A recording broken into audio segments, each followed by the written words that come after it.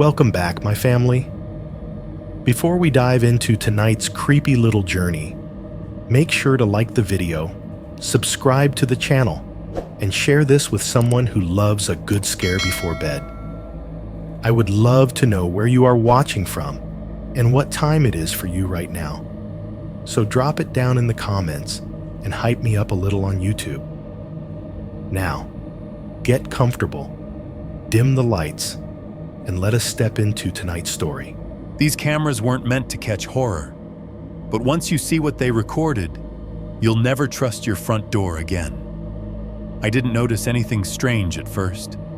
It was just another notification on my phone. A soft buzz, the familiar icon, motion detected front door. I almost ignored it. I was sitting in my living room, the TV on low volume, the hum of the refrigerator filling the quiet between commercials. Outside, it was already dark. Not late, just late enough that the neighborhood had gone still. No cars, no voices, only that dull orange glow from the streetlight bleeding across the driveway. I tapped the notification. The camera feed loaded slowly, slower than usual, and for a second, all I saw was grainy darkness. Then the porch light flickered on. That's when I saw her. She was standing just outside the frame at first. I could tell because something kept moving in and out of the corner of the image. A shoulder, a hand, a shape that didn't belong to the shadows. The motion sensor chimed again, louder this time. She stepped fully into view, barefoot, too thin for the weather, holding something small and shaking in her hands, a flashlight, I think.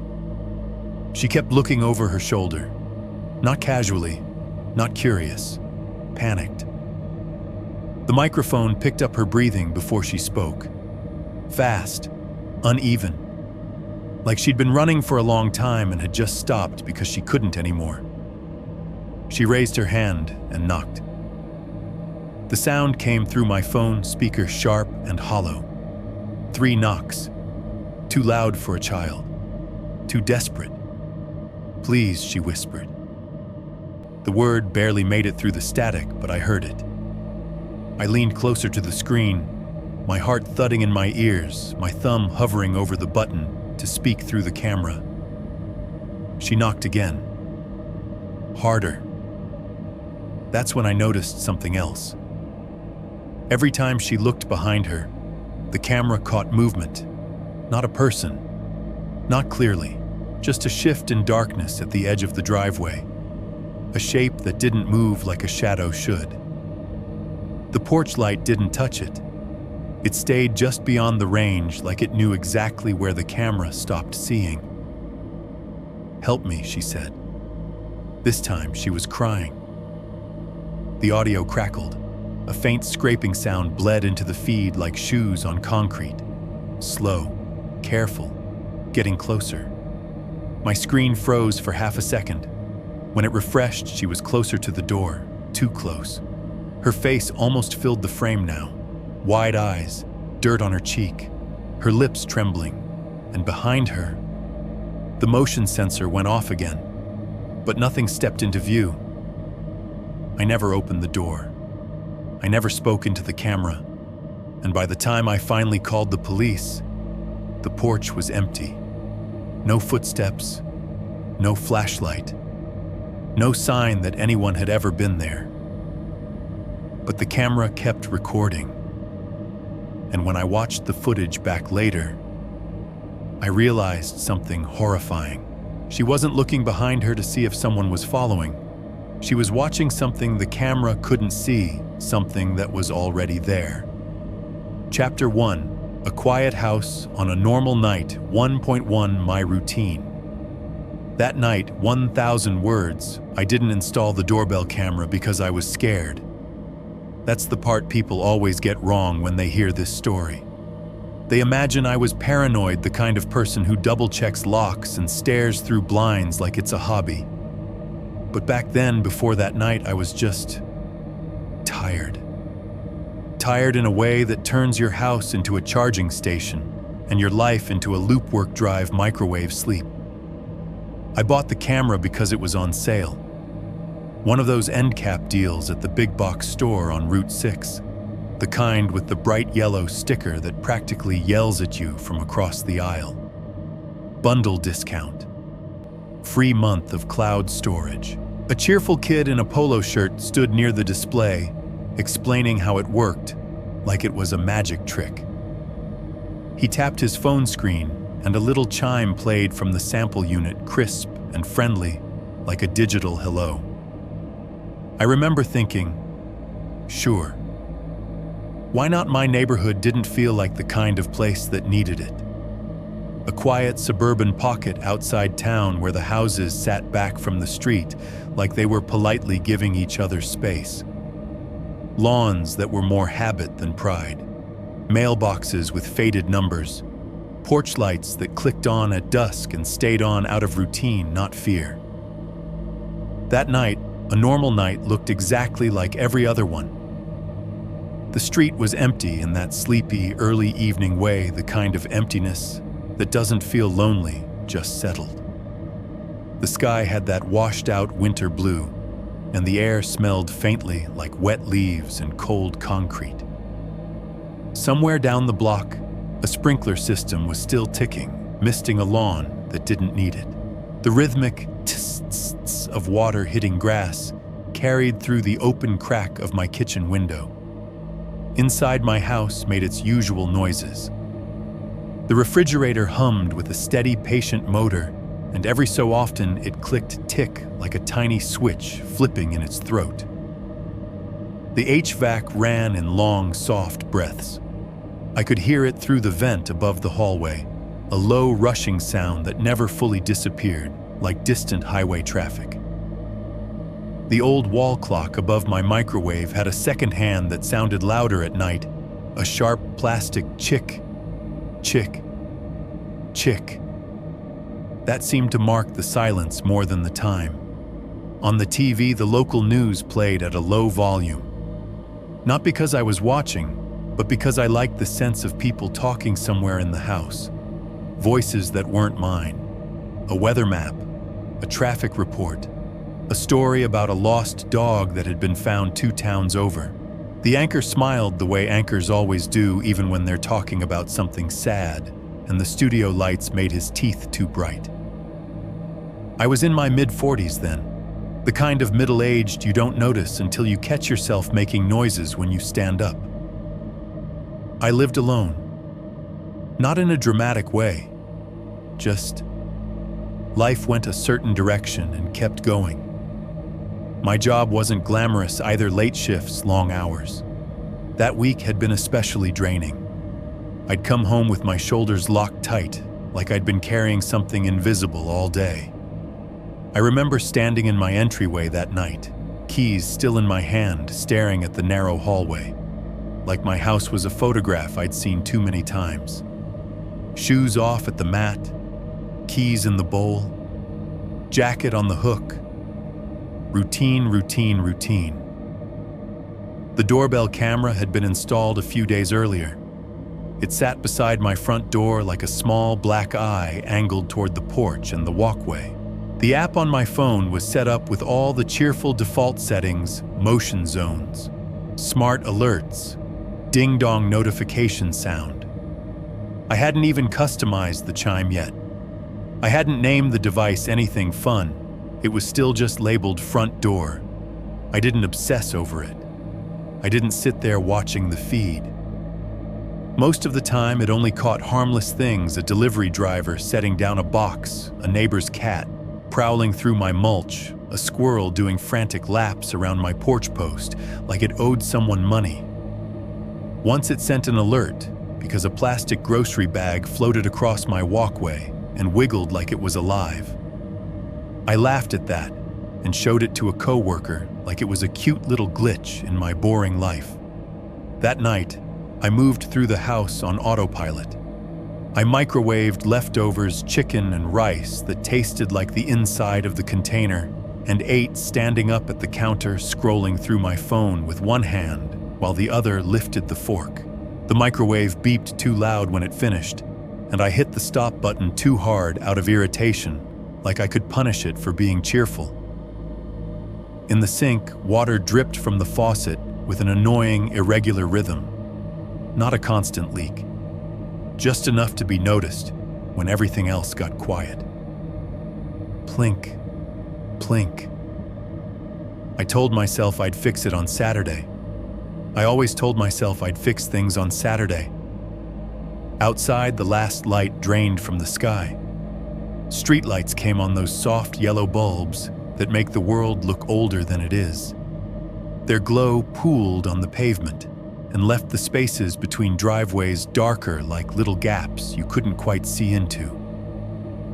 I locked the front door out of habit, then checked it again because my hands had already started that muscle memory. A quick turn of the knob, a small tug, a satisfied click. The deadbolt slid home with a dull, metallic scrape. I went into the living room and sat on the couch. The cushions sighed under my weight. The air smelled faintly of laundry detergent and the lemony cleaner I used on the counters.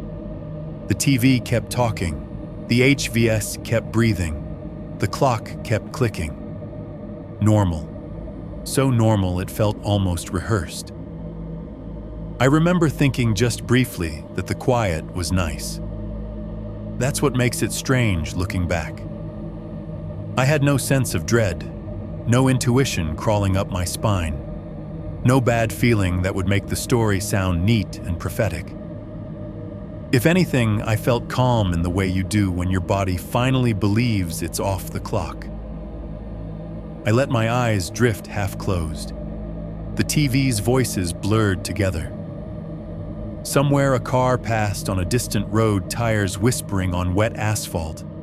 The sprinkler down the block finally shut off with a final hiss and a soft mechanical clunk.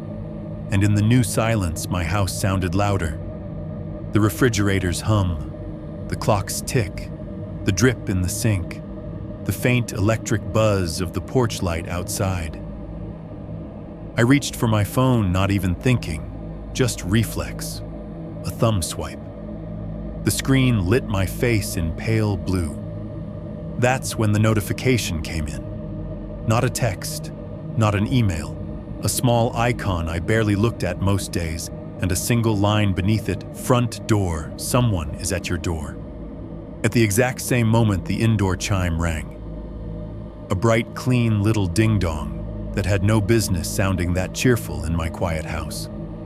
I sat up so fast, the couch springs creaked. My fork clinked against the plate I'd left on the coffee table.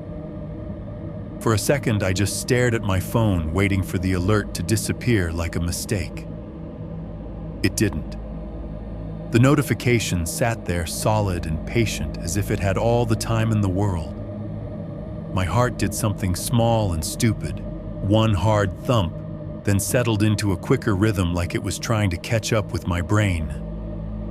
I wasn't expecting anyone. Nobody visited me at night. Not really. And if they did, they called first. People didn't just show up at the door anymore. Not in my neighborhood. Not in 2019, whatever year this was. Not with everyone living behind screens and schedules. I tapped the notification. The app opened. A live view filled my phone. My front porch appeared in crisp, wide-angle clarity, the doormat, the white railing, the potted plant. I kept forgetting to water the concrete walkway leading out to the sidewalk. All washed in the porch light's yellow glow, and right in the center of the frame, exactly where a person should have been standing. There was nothing.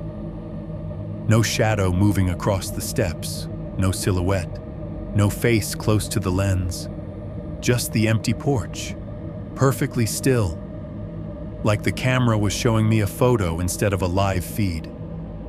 The doorbell hadn't just rung. It had rung like it meant it, and yet no one was visible. Not even a flicker, not even a blur.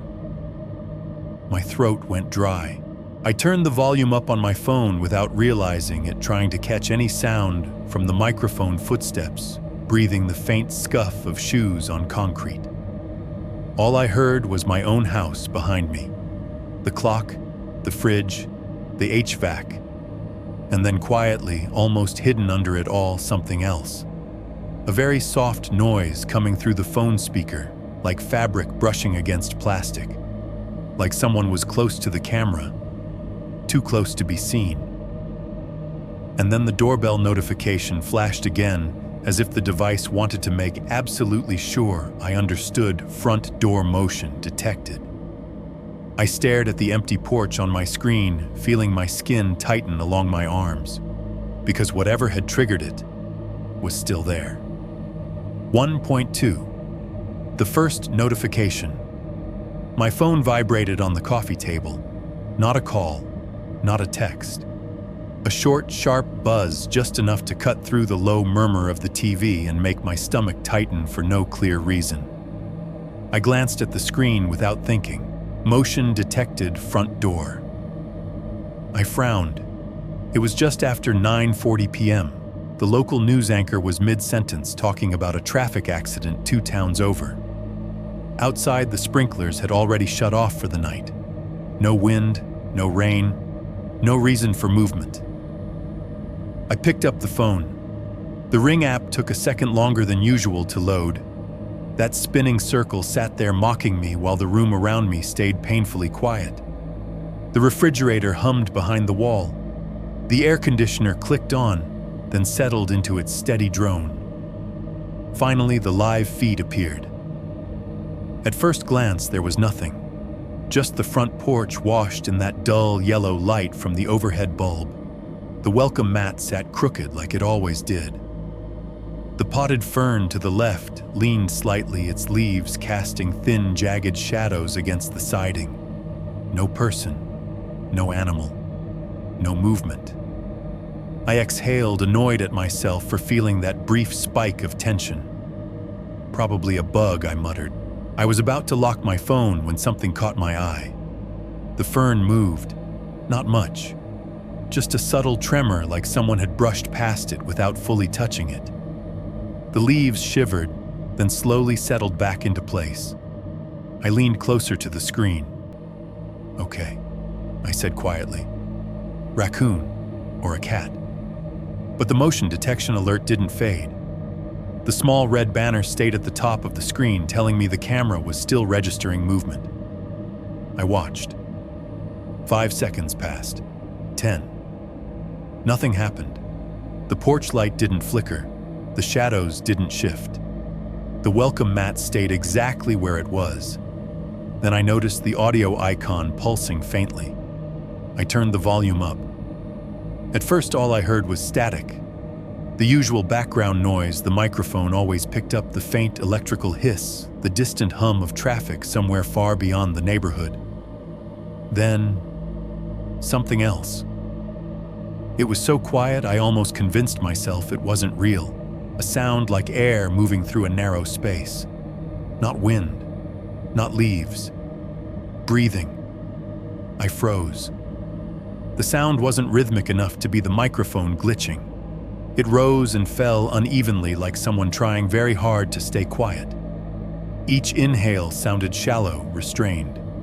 Each exhale barely audible, as if whoever or whatever was making it had their mouth partially covered.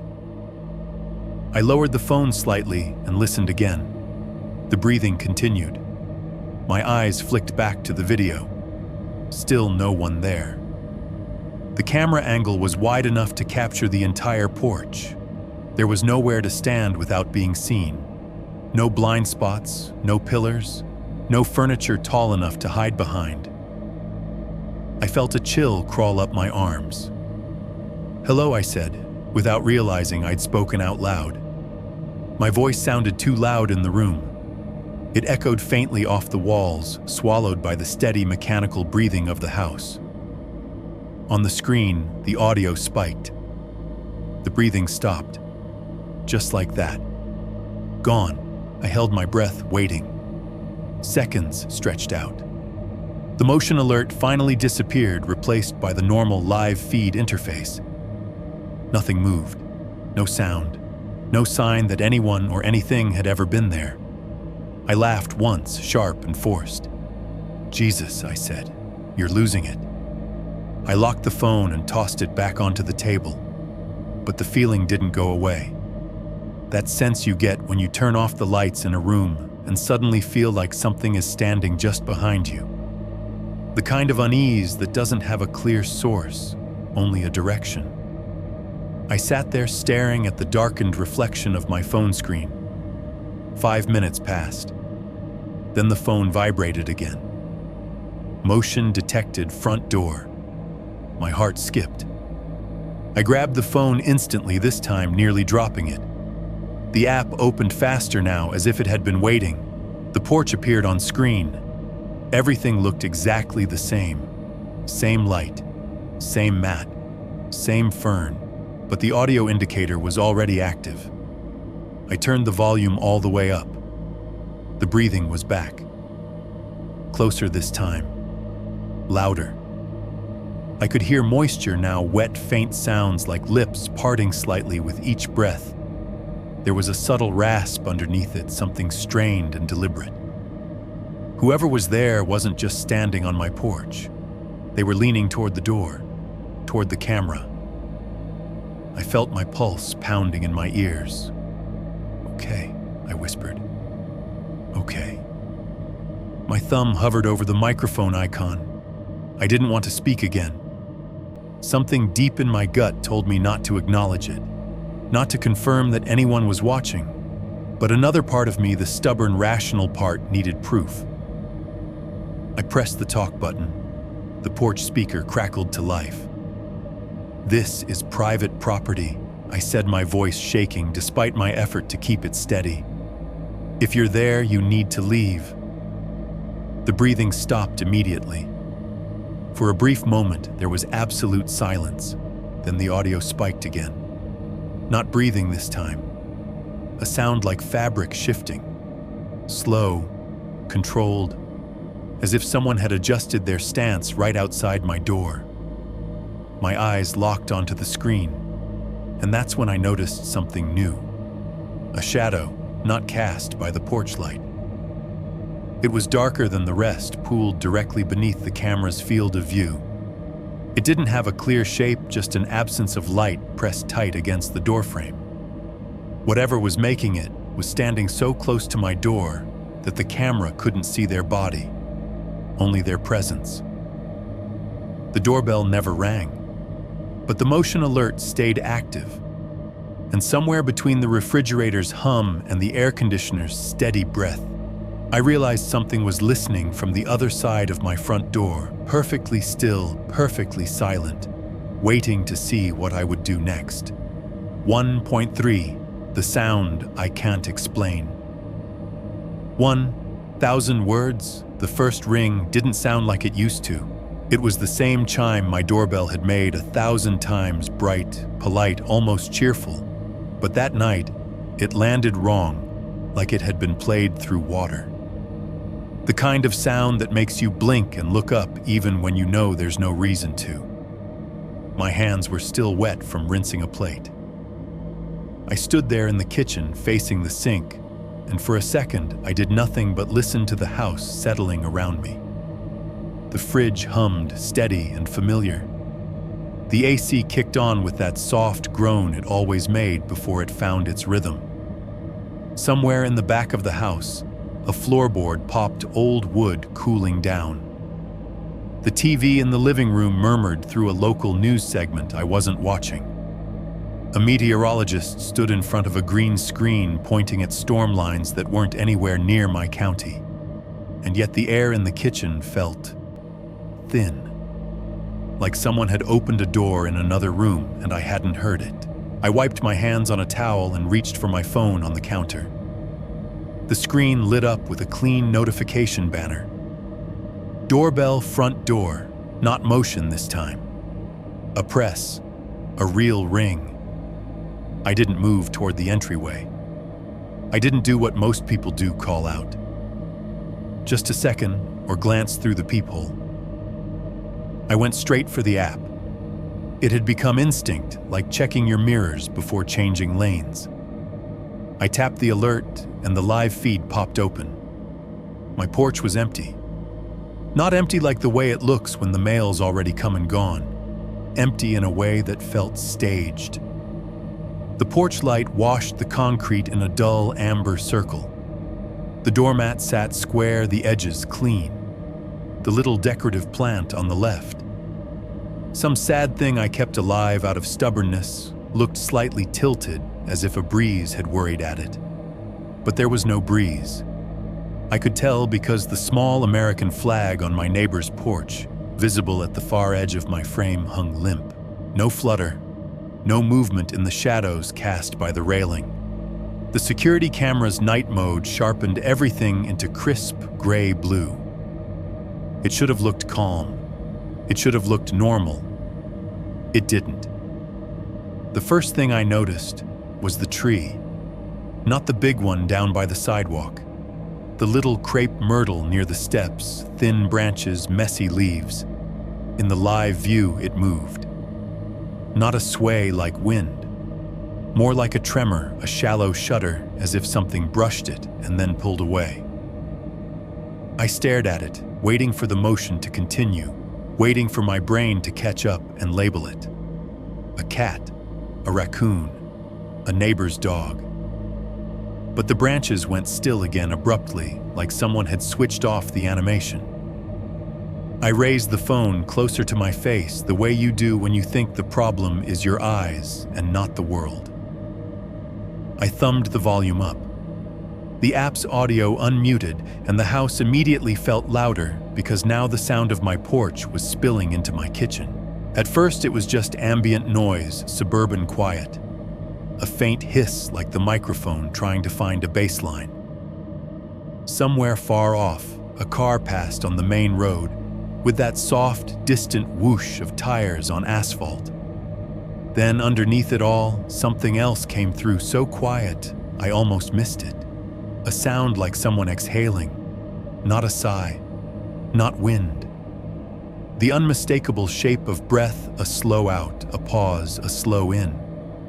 It was close to the microphone, close enough to make the audio slightly distort, like the device didn't know how to handle the proximity.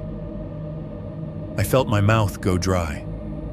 I turned my head toward the front door, as if I could hear it from the actual porch. But inside the house, there was only the regular mechanical comfort of appliances. The sound was coming from the phone, from the live feed, from a porch I could see was empty. My thumb hovered over the talk button. The app made it easy. One tap, and I could speak through the doorbell, my voice amplified out into the night. I'd used it before once for a delivery driver once to tell a kid selling candy that I didn't have cash. It always made me feel slightly foolish, like I was a dispatcher in a low-budget sci-fi movie. That night, it made me feel trapped. If I spoke and someone was out there just out of frame, they would know exactly where I was, that I was home, that I was awake, that I was looking. So I didn't speak. I watched. The porch light buzzed faintly, a sound you never notice until you're trying to be silent. The edge of the camera frame showed my driveway pale and empty. The street beyond sat under yellow lamps and long shadows. It looked like a photo. Then, without warning, my doorbell rang again. The chime in my hallway echoed through the house, bright and wrong. My stomach tightened so fast, it felt like someone had hooked a finger into it and pulled. I flinched hard enough that my phone slipped slightly in my hand. In the live feed, nothing changed. No face leaned into view, no hand reached toward the button, no movement at all. But the audio changed. The breath stopped. For one long beat, there was only the hiss of the microphone and the distant hum of the night. Then layered beneath it, something arrived, something that didn't sound like the outside world. A whisper. So faint it didn't register as words at first, more like the suggestion of language. A small wet sound close to the mic, as if someone's lips were almost touching the lens.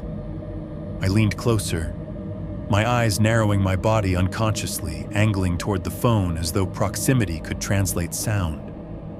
The whisper rose and fell in a pattern. It had cadence. It wanted to be understood. I hit record without thinking. Most of these camera apps let you capture the last few seconds, save a clip. My thumb jabbed the button. The screen blinked and displayed a small, spinning icon. The doorbell feed stuttered for a moment, the image freezing just long enough to make my heart race harder. When it resumed, the porch was still empty. The crepe myrtle stood perfectly still. The whisper continued so soft I could barely tell if it was real or my brain trying to fill in the gaps. I felt the muscles in my neck pulling tight. Every hair on my arms lifted. I wanted to believe it was interference, static, radio bleed, something mechanical. But the sound was too intentional. It sounded like someone trying not to be heard. I tapped the clip to replay it. The app rewound automatically and started from just before the second ring. The chime echoed in my hallway again, softer this time, like a memory. The porch view played back. Empty concrete, amber light, the plant, the flag hanging still. Then right where the whisper should have been, silence. Not normal silence, not quiet suburban night silence. It was a hard, sudden absence, like someone had snipped a wire. The audio track didn't fade, it didn't crackle, it simply dropped out. For a moment I thought my phone had glitched. I replayed it again. Same thing the second ring, the empty porch, and then a clean, unnatural cut where the whisper should have been. I scrubbed back with my thumb, rewound frame by frame. The app's timeline slider moved under my skin like a scalpel. I watched the seconds counter. I listened carefully, holding my breath to make sure I wasn't contaminating the sound with my own. And that's when I saw it. The timestamp skipped. It wasn't obvious at first because the video looked smooth, but the counter went from 0012 to 0016 like it had jumped over something. There was no buffering icon, no sign of connection loss, just missing time. 3 seconds. 3 seconds that should have existed, that my phone had just played live with breath and whisper, and that terrible sense of someone being close. But when I replayed it, those 3 seconds were gone, cut out clean. The app acted like they were never there. I sat down hard at my kitchen table. The chair legs scraped tile loud in the quiet house. My heart was banging in my chest in a way that made me feel embarrassed, like I was overreacting, like I was letting a glitch get to me. Still, I couldn't stop staring at the screen. The camera view remained on my porch. The live feed showed the same empty slab of concrete, the same still flag, the same amber light. No one stepped into frame. No one waved. No one knocked. But now that I'd seen the missing time, the whole image felt untrustworthy, like it was capable of lying. My phone vibrated again. Another alert stacking over the last one, like a second hand on a clock. Motion detected, front door. My throat tightened. I didn't want to tap it. I tapped it anyway. The live feed sharpened. The porch light flared slightly, reacting to the camera's auto exposure. For a second, the picture looked brighter, almost washed out, and then it settled. At the far edge of the frame, so close you could miss it if you blinked, something pale appeared. Not a person fully. Not yet. Just a sliver. Like the curve of a cheek, or a small hand. Something too close to the lens to be in focus, turning the corner of the frame into a blurred white shape. And then the audio, the real audio, came through again. A tiny sound, not breath this time. A soft, trembling inhale followed by the faintest, most fragile words, barely loud enough to be language. Please. The screen stayed empty, but I knew deep in that cold place your body goes before your mind can catch up that the porch wasn't. And the worst part was, even as my fingers shook around the phone, I understood something else with terrifying clarity. Whatever had whispered into my camera a second ago had known exactly how to make sure I couldn't prove it. Chapter 2. Can you help me? 2. 1. The voice at the door. 1,000 words. The second ring didn't sound like the first. The first one had been clean, one bright chime through my living room, like a reminder from the world outside that I still existed. This time it came warped, slightly, delayed, as if the speaker in the doorbell itself hesitated before it decided to obey. The sound bounced off the hallway walls and died somewhere near the kitchen, where the refrigerator kept clicking patiently through its cycle, unaware that my whole body had gone stiff. My phone was already in my hand. I didn't remember picking it up. Motion detected front door. The notification sat there like a small, calm sentence. The kind you get when a package arrives. When the Amazon guy drops off a box, and the only danger is whether your neighbor's dog is going to bark itself hoarse. I tapped it anyway. The live feed opened to my porch in washed-out night vision, white porch light blooming into a pale halo, the welcome mat bleached to a gray rectangle, the railing and potted plant flattened into sharp shadows. For a second, I saw nothing but the slight sway of the small maple near the steps, its leaves trembling like it was breathing. The street beyond looked empty. The yellow street lamp at the end of the block made a soft cone of light on the asphalt. No headlights, no silhouettes, no movement that made sense. Then, at the far left edge of the frame, something shifted. Not a person fully stepping into view, more like a presence sliding along the border of what the camera was willing to show. The tiniest shape of a shoulder, a sliver of hair, a small hand hovering uncertain just inside the corner. I leaned closer to the screen, as if my body could pull the image into focus by force. And that's when I heard it. A voice thin at first, almost swallowed by the noise gate of the microphone cut through the porch's quiet, like a fingernail dragged across a smooth surface. Please. I froze so hard my jaw hurt. The voice didn't match what I was seeing. The shape in the corner was child-sized, yes, but the sound that came through my phone was not a child's sound. It wasn't high and trembling the way a kid's voice gets when they're trying not to cry. It didn't have that quick, breathy rhythm. This voice had weight. A slow steadiness underneath the fear, like someone older trying to imitate panic and not quite remembering how. It wasn't deep exactly. It was worse than deep. It was flat, a tone that didn't rise or fall naturally, like it had been practiced. I turned my volume down without meaning to, thumb sliding across the screen, as though the sound itself could crawl out of the speaker. Please, help me. Those words are so simple. The simplest thing in the world. The kind of thing you hear and your body decides before your brain does. You open the door. You do the right thing. You become the person you like to believe you are. Except my hand didn't move toward the deadbolt. I stared at the phone at that sliver of a figure hovering on the edge, and my mind did something irritatingly normal. It tried to make this ordinary.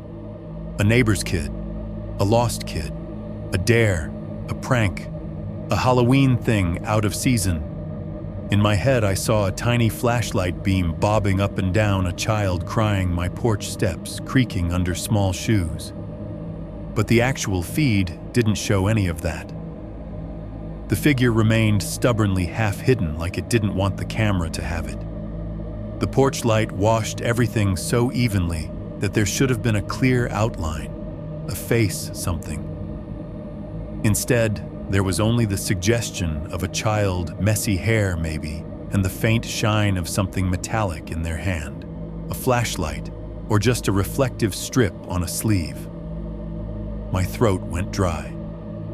My lips stuck slightly when I whispered hello into my empty living room. as if the person at the door could hear me through the walls.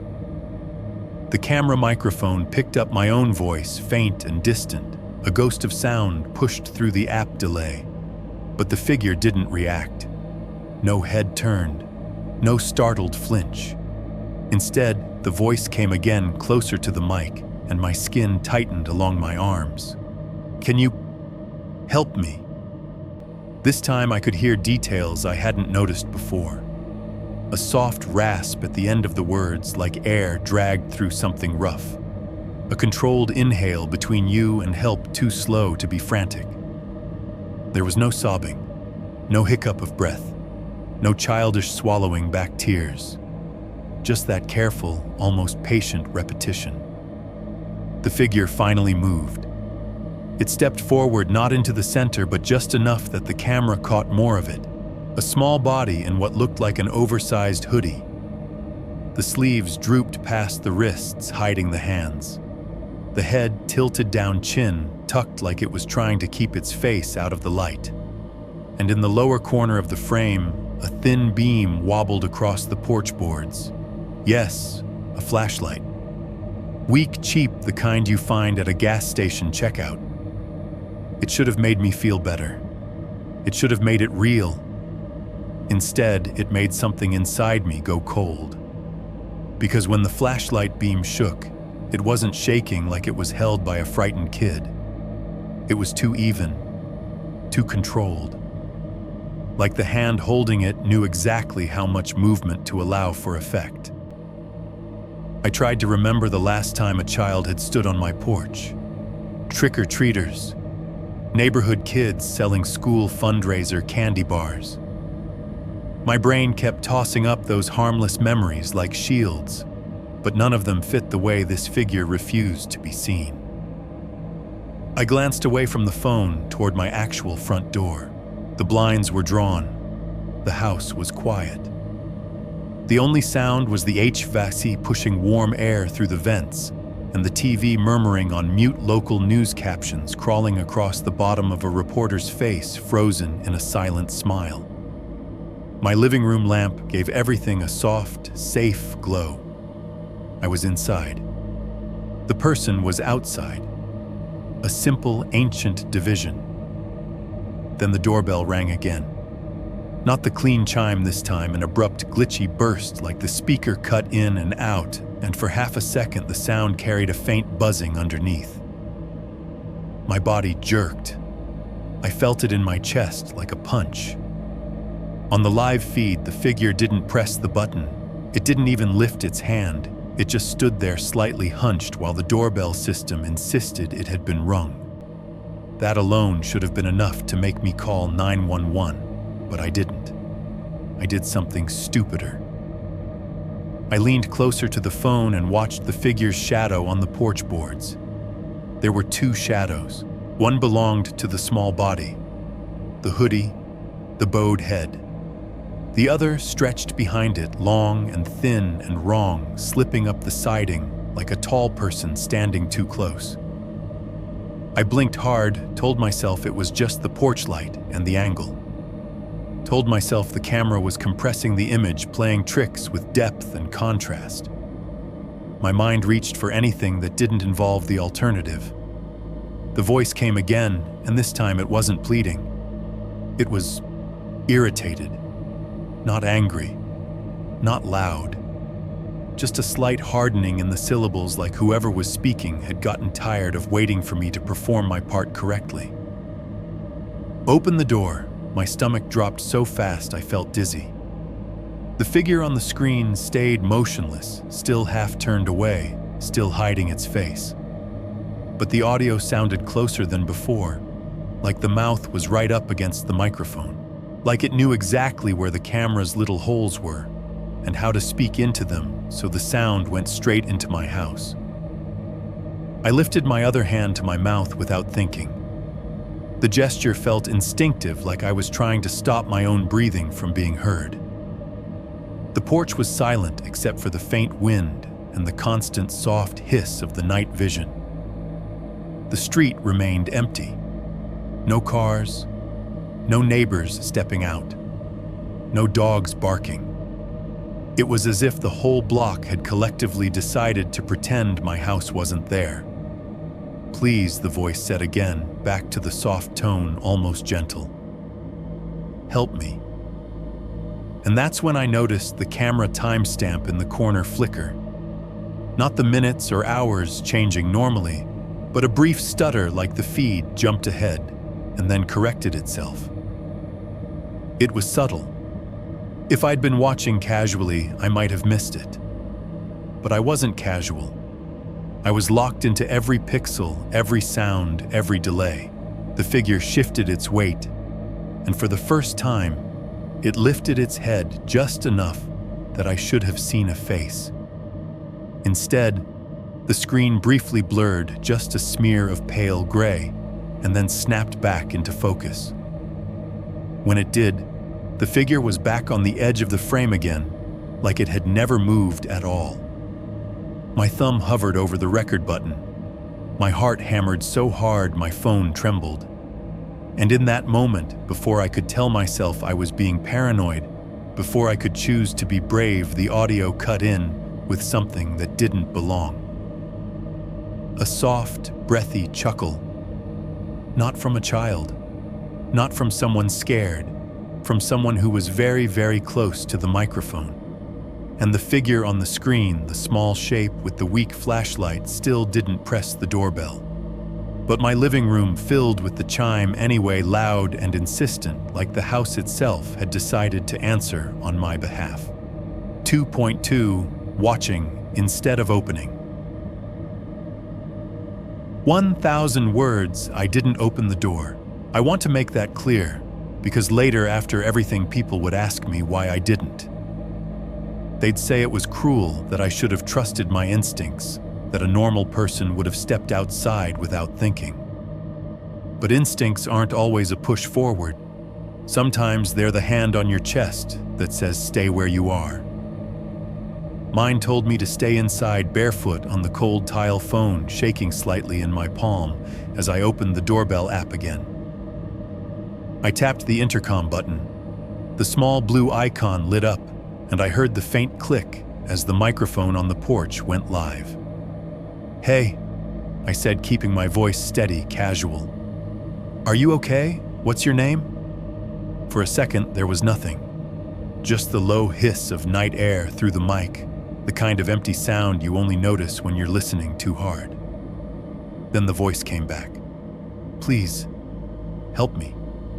Same words, same tone, flat. Not crying, not frantic, almost practiced. "I can call the police for you," I said. "Your parents." "Do you live nearby?" The child didn't react. On the screen, the flashlight beam trembled slightly, bobbing at knee level. I realized then that the light wasn't pointed at my door or the camera. It was angled down, illuminating the concrete porch, like the kid was afraid to look up. "Please help." That was all. The way it repeated didn't sound like panic anymore. It sounded like a recording stuck on a loop. I swallowed and shifted my weight, my heel brushing against the edge of the rug by the door. Somewhere behind me, the refrigerator kicked on its motor, humming louder than it should have, filling the silence of the house. The TV was still on in the living room, a late-night weather forecast murmuring about humidity and calm winds, completely disconnected from what was happening 10 feet away. I leaned closer to the screen.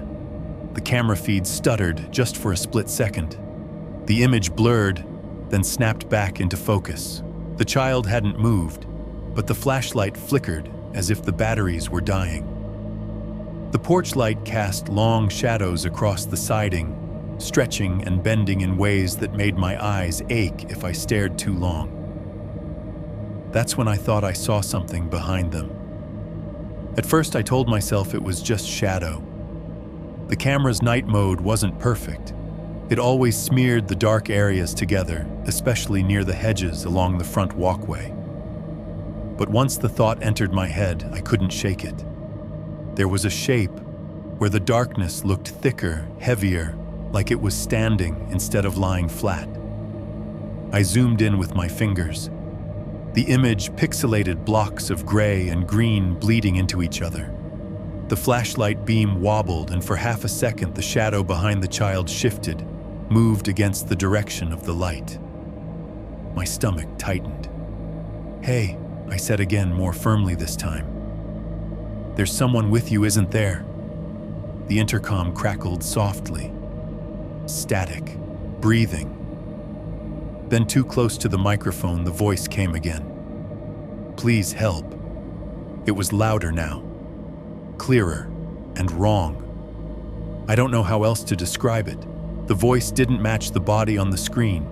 The child looked small, maybe 8 or 9 shoulders hunched, posture tense. But the voice carried weight. It resonated deeper than it should have, as if it were coming from a chest that didn't belong to that frame.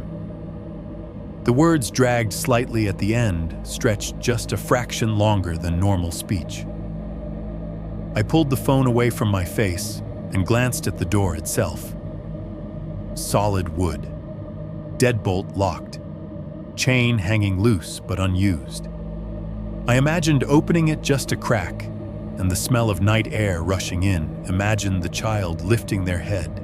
Imagined realizing too late that the voice was closer than the porch. The camera lagged again. This time it froze. The screen locked on a single frame, the child half turned, now flashlight angled away, face still hidden by shadow. Behind them, the darkness had shape tall, narrow, close enough that there shouldn't have been space for it not to be visible before. My phone vibrated in my hand as the app refreshed. The feed came back, but the framing was off, like the camera had adjusted itself without permission. The child was no longer centered. They were pushed to the edge of the image, nearly cropped out, while the empty space behind them took up most of the screen. Nothing stood there, but the sound was different. The audio picked up something low and uneven, a soft inhale followed by a pause, then a slow exhale that brushed against the mic like someone leaning in too close. It wasn't loud. It wasn't dramatic. It was intimate in the worst possible way, like being breathed on in the dark. I backed away from the door, my shoulder brushing the wall, the phone still raised, like it could protect me if I kept watching. I thought about yelling, about turning on every light in the house, about calling 911 right then. But I couldn't look away. There's a strange paralysis that sets in when fear becomes specific, when it has a location, a sound, a face just out of view. "Please help," the voice said again. But this time the child's mouth didn't move. The words came half a second before the image caught up, the audio and video slipping out of sync like a bad dub. When the lips finally parted, they didn't match the syllables. They didn't even move enough to form the words. I felt something cold settle in my chest, heavy and undeniable. I wasn't being asked to open the door. I was being watched to see if I would. And somewhere just beyond the camera's reach, in the space where the porch light couldn't quite reach, something was standing very still, waiting for me to decide. 2-3, the thing behind her. I didn't notice it at first. That's the part that still bothers me, the idea that something could be there, fully present, and my mind simply refused to register it. I was too focused on the child, on the way her shoulders trembled, on the weak beam of the flashlight wobbling against the siding of my house, catching dust motes and moths that fluttered and vanished. On the way, her voice, thin, pleading, kept repeating the same 2 words, perfectly spaced, perfectly calm for someone who claimed to be terrified. "Please help." I leaned closer to my phone, thumb hovering over the volume slider. The porch light washed the concrete in a dull amber glow, but beyond that light the night pressed in, thick and black. The camera adjusted its exposure with a soft flicker. For a split second, the image sharpened. That's when I saw the shape. It wasn't fully in frame. It couldn't have been. The camera was mounted too high, angled too tight. What I saw was more of a suggestion, then a form, a vertical smear of darkness behind the child, just past the reach of the porch light, where the shadows pooled deepest near the edge of the lawn. At first I assumed it was a bush, or the trunk of the old oak across the walkway. Something ordinary, something my brain could label and discard. But then the child tilted her head. It was a small movement, curious, almost polite. Her chin dipped, then angled to the side as if she were listening to someone whispering in her ear. The flashlight beam swung with her hand, drawing a slow arc across the concrete, and the shadow behind her moved too. Not with her, not as a reflection or a trick of light. It moved late, wrong, like it had to think about it first. I felt a cold pressure settle behind my eyes, the kind you get right before a migraine. I told myself the camera was lagging. The app had already stuttered once. Cheap hardware, bad Wi-Fi. That's what these things do. They glitch. They smear motion into nonsense. I had read the reviews. Then the sound came through the speaker. At first it was so faint I thought it was interference. A soft scrape, almost rhythmic, like someone dragging the edge of a shovel along a sidewalk far away. I turned the volume all the way up. The living room fell silent around me. The refrigerator stopped cycling. The air conditioner kicked off. The TV went to commercial. All I could hear was my own breathing, and beneath it, that sound. Metal on concrete. Slow, deliberate. The child didn't react. She didn't flinch, didn't turn, didn't even pause in her quiet mantra. "Please help," she said again, voice steady, lips barely moving. The sound continued anyway, growing slightly louder, closer, as if whatever was making it had taken a step forward. I whispered, "Oh my God," without realizing I'd spoken out loud. The shadow behind her shifted again. It didn't sway or bob like a person adjusting their stance. It stretched, elongated. The edge of it reached toward the child's back, thinning unnaturally, like smoke being pulled through a crack. I waited for it to resolve into something recognizable, a shoulder, an arm, a head. It never did. Instead, it bent. That was the only word that fit. It bent at an angle no human body could manage, folding inward on itself while remaining upright. The scraping sound stuttered, paused, then resumed closer, now sharper, as if the metal edge had found a groove in the concrete and was following it. My phone vibrated in my hand. Another notification tried to pop up, then vanished. The live feed froze for half a second, the child's face blurring into pixels. When it cleared, she had tilted her head even farther, almost horizontal, now her neck forming a sharp, unnatural line. The flashlight slipped from her grip and dangled by its wrist strap, spinning slowly. That's when I realized something that made my stomach drop. Her mouth wasn't moving anymore. The words were still coming through the speaker. Soft, desperate, perfectly enunciated, but her lips were closed. I stared at the screen, waiting for them to part, waiting for the lie to correct itself. It didn't. The voice repeated, "Please help." And her face remained slack, and still eyes reflecting the porch light like glass. The scraping sound grew louder, drowning out the words. Metal against concrete, closer than it had any right to be. I could almost feel the vibration of it through the floor beneath my feet.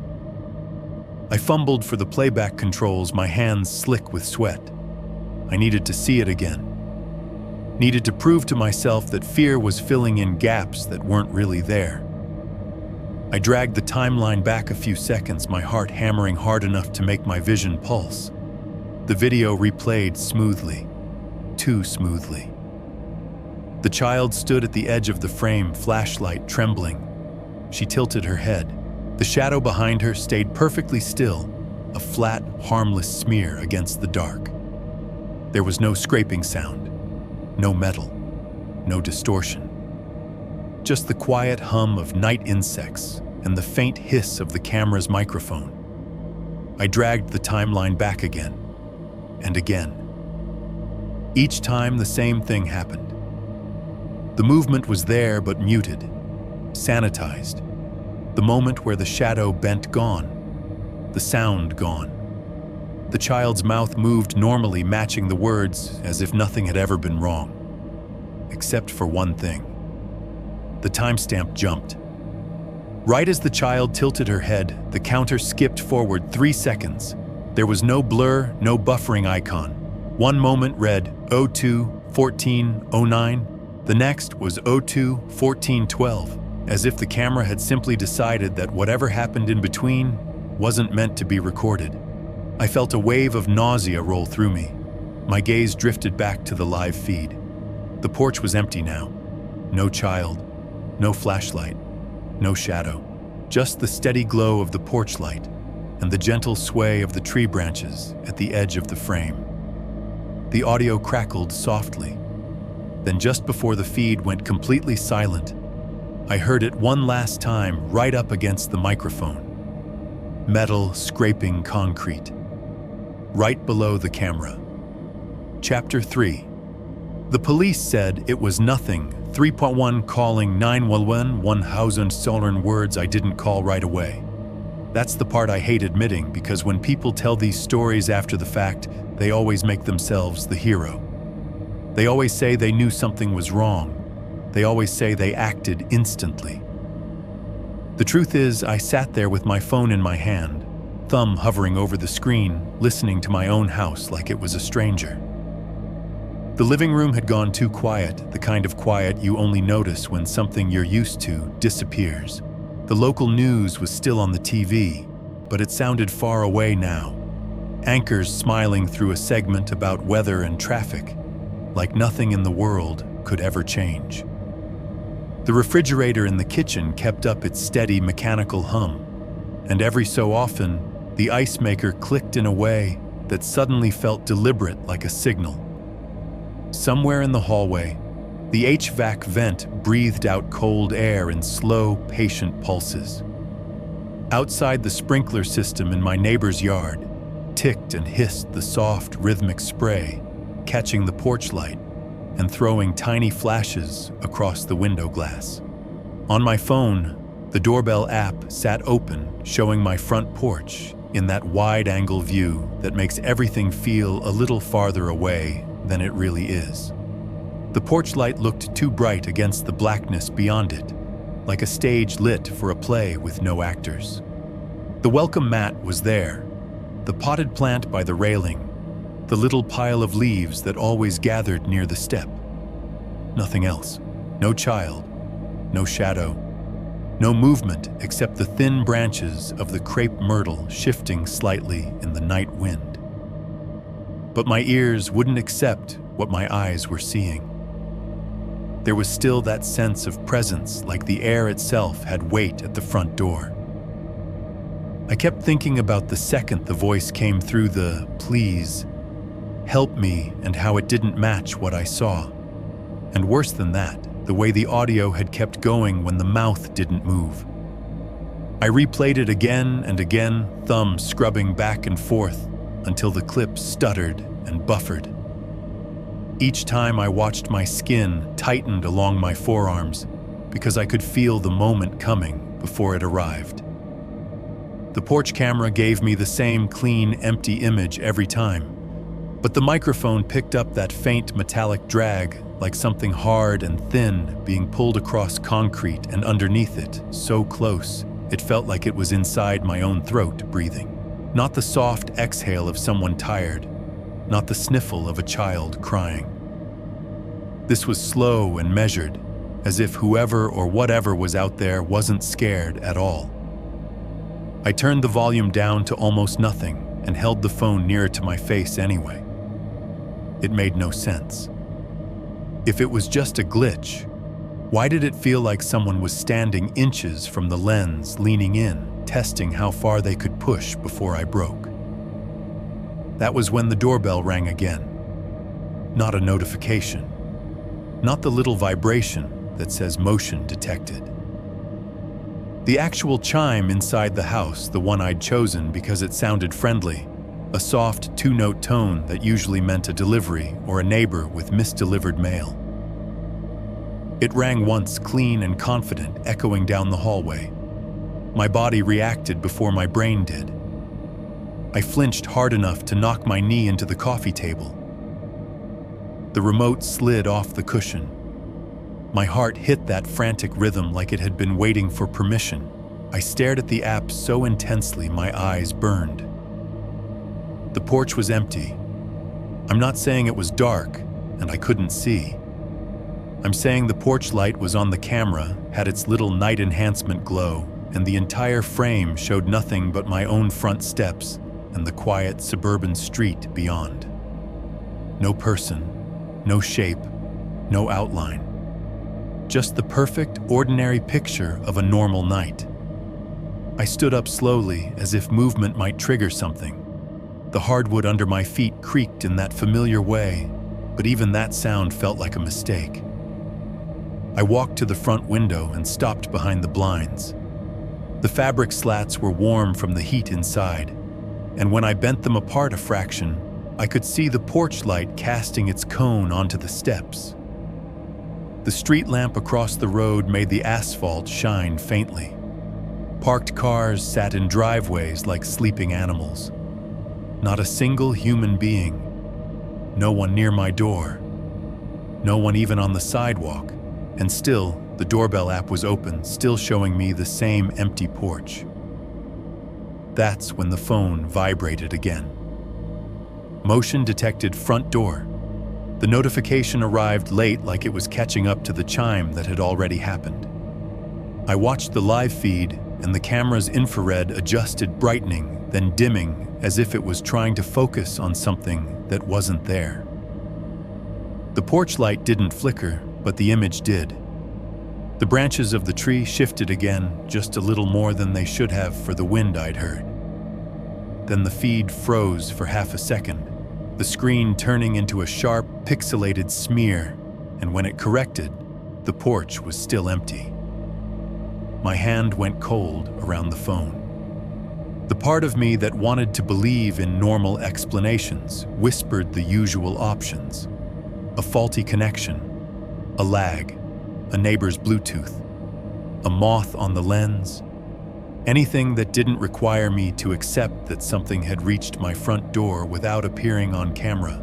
I finally hit the green button and called 911. The dial tone seemed absurdly loud in the quiet living room. Each ring felt like a countdown, and in the spaces between them, I thought I could hear something outside again, not on the camera, through the actual door. A faint sound like weight shifting on wood, a slow scrape that wasn't quite a footstep. My throat tightened so hard it hurt. When the operator picked up, her voice was calm in that practiced way that almost makes you angry. Not because she was uncaring, but because her steadiness reminded me how panicked I sounded in comparison. 911, what's the address of your emergency? I gave it to her, and my own voice came out wrong, too fast, too clipped, like I was trying to outrun the fear by talking. I told her I was alone. I told her someone had been at my door. I told her my doorbell camera caught a child asking for help, then caught something else. I didn't know how to say something else without sounding ridiculous, so I said, I think there's someone outside my house and my camera isn't showing them. There was a pause, not long, but long enough for me to imagine her expression. She didn't laugh. She didn't sigh. She just kept doing what operators do, turning panic into categories. Are you inside the home right now? Yes. Are your doors and windows locked? Yes. Do you see anyone outside your home at this moment? I looked at the app. Empty porch. I looked through the blinds. Empty porch. I looked at the deadbolt, the chain, the shadow line under the door. Everything secure. Everything normal. My stomach twisted with the wrongness of it. No, I said. But the doorbell rang, like someone pressed it, and then the motion alert came after. Do you have any weapons in the home? I swallowed. The question itself made it more real. I told her what I had, where it was. I told her I wasn't going to open the door. "Okay," she said, still calm. "I'm dispatching an officer to your location. Stay on the line with me. Do not go outside." Her words should have made me feel relief. Instead, they made me feel something I didn't expect: frustration. Not at her, but at the situation. Because how do you explain to a dispatcher that your emergency isn't something you can point at? That it's an absence? A blank porch with a doorbell that keeps insisting someone is there. While she asked me what the person looked like, I stared at the live feed. The porch remained empty, immaculate. The air looked still. The potted plant didn't move. Even the crepe myrtle branches had stopped swaying, like the wind had decided to hold its breath.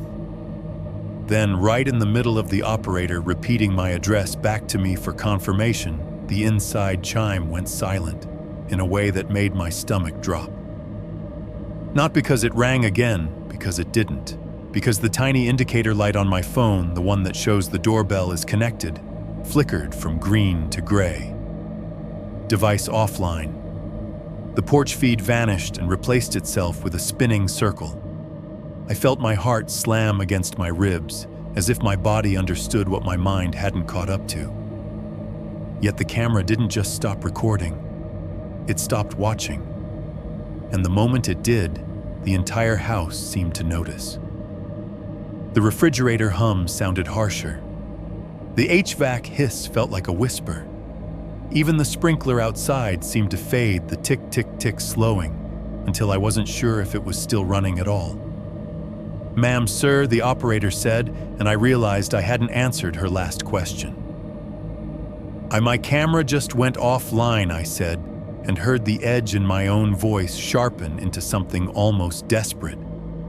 "It was fine all night, and now it's offline." "Okay," she replied, steady as ever. "Stay inside. Tell me where you are in the home." I stood in the middle of my living room, phone pressed to my ear, staring at a front door that suddenly felt thinner than it had any right to be. I could smell the faint metallic tang of my own nervous sweat. I could hear the soft buzz of the porch light transformer somewhere in the wall. I could hear my own breathing, too loud, too fast. And underneath it, so faint it could have been imagined, I heard something from the other side of the door that made my fingers go numb around the phone. A slow, careful exhale, right against the wood, as if whoever had been invisible on camera wasn't gone at all, as if they were still there, listening to me ask for help. 3.2 Reviewing the footage together, through 1,000 words, they arrived just after 11:30 p.m. 2 patrol cars, lights off, rolling slowly down the street, like they didn't want to wake the neighborhood. The sound of tires on asphalt felt louder than it should have been. I remember thinking how normal everything suddenly looked again. The porch light across the street was still on. A sprinkler clicked somewhere down the block. From the outside, my house looked exactly the way it had every other night I'd lived there. That normalcy almost made me feel embarrassed. I let them in. 2 officers. One older, maybe late 40s, calm eyes, mustache gone gray at the edges. The other younger, quiet, still carrying that alert stiffness, like he hadn't learned yet how to fully relax on a call. Their radios hissed softly, a constant background noise that blended with the hum of my air conditioner. I tried to explain everything at once. The notification, the child, the voice, the way it didn't line up with what I was seeing. The sound, God, the sound. I kept circling back to that, my words speeding up every time I mentioned it. The older officer raised a hand gently, not dismissive, just practiced. "Let's take a look at the footage," he said. "That'll tell us a lot." We gathered in my living room. The TV was still on, muted now, a local weather forecast frozen mid-map. I mirrored my phone to the screen, the Ring app glowing bright against the dim room. My hands were shaking enough that I had to steady them against the coffee table. This was the moment I thought. This was when it would become real to someone else. I pulled up the first clip. Motion detected. Front door. Timestamp blinking in the corner. The video played. The porch light came on. Empty concrete. The small bush to the right of the steps moved slightly in the breeze. The officers leaned forward just a bit, eyes tracking the screen. Nothing happened? No child? No sound? That's it? The younger one asked. I frowned. No. Wait. The audio, I don't hear anything, the older officer said. I scrubbed back, played it again, louder this time. I held my breath, waiting for that faint, wet inhale, the sound that had crawled under my skin, and stayed there. Silence. My stomach tightened. That's not right, I said. I could hear how thin my voice sounded. There was breathing. I swear there was. The older officer didn't react, but I saw him glance briefly at his partner. Not alarmed, not skeptical exactly. More like cautious. Sometimes these mics pick up interference, he said. Wind, electrical noise. It can sound like something else when you're alone and already stressed. I nodded too quickly. I didn't want to argue yet. I pulled up the second clip, the one where the child appeared. The screen showed the edge of my porch. A small figure stood just outside the main field of view. You could barely see her shoulder, the faint glow of a flashlight trembling in her hand. She looked exactly the way she had before. Small, still. She's there, I said, relief breaking through my fear. That's her. Both officers watched closely. The younger one tilted his head. I see a kid, he said. Not doing much, though. Turn the sound up, I said. Please. I turned it up until the TV speakers crackled slightly. Please, help me. The words filled the room. I felt my chest loosen for half a second. There, you hear it now? You have to. But the officers didn't react the way I expected. The older one frowned, not at the screen, but at me. I didn't hear that, he said slowly. I stared at him. I heard static, the younger officer added, like compression noise. I replayed it again, louder. The words were unmistakable to me. Soft, strained, too close to the microphone. I could almost feel the breath against my ear. Please help. They stood there, arms crossed, now eyes still on the screen. I'm not hearing a voice, the older officer said carefully. Just background audio. My mouth went dry. That's impossible, I said. That's why I called you. She spoke. Neither of them answered right away. The room felt smaller, the air heavier. The hum of the fridge suddenly seemed intrusive, like it was drowning something out. I scrubbed forward to the third clip, the moment she tilted her head. Watch this part, I said. Watch the shadow behind her. The video played. The child shifted slightly. The darkness behind her did something that made my skin crawl all over again. Not a step, not a sway. Something wrong. A shape that didn't follow her movement the way it should have. I pointed at the screen. There, right there. The officers leaned closer. I don't see anything unusual, the younger one said. The older officer nodded. Could be compression artifacts. These cameras distort motion at the edges, especially in low light. I felt a flash of anger then, sharp and sudden. So you're telling me I imagined all of it? I asked. The voice, the sound, the way it moved, I'm saying. The older officer replied calmly that on this footage we don't have evidence of a crime or an immediate threat. I laughed once, a short, hollow sound that surprised even me. Play the audio again, I said. Please, just once more. He nodded and took my phone gently, like he didn't want to escalate things. He replayed the clip himself. This time, when it ended, he shook his head. There's nothing there, he said. And if you're hearing something, we're not. That might be something else going on. Something else. The words hung in the air between us. I suddenly became aware of how I must have looked. Alone. Overtired. Standing in a quiet house, insisting I heard voices no one else could hear. The thought made my face burn. The younger officer cleared his throat. "We can do a quick walk around the property," he offered, just to be sure. They did. Flashlights sweeping across the yard, the side gate, the alley behind my fence. Nothing. No footprints. No signs of anyone ever being there. When they came back inside, the decision had already been made.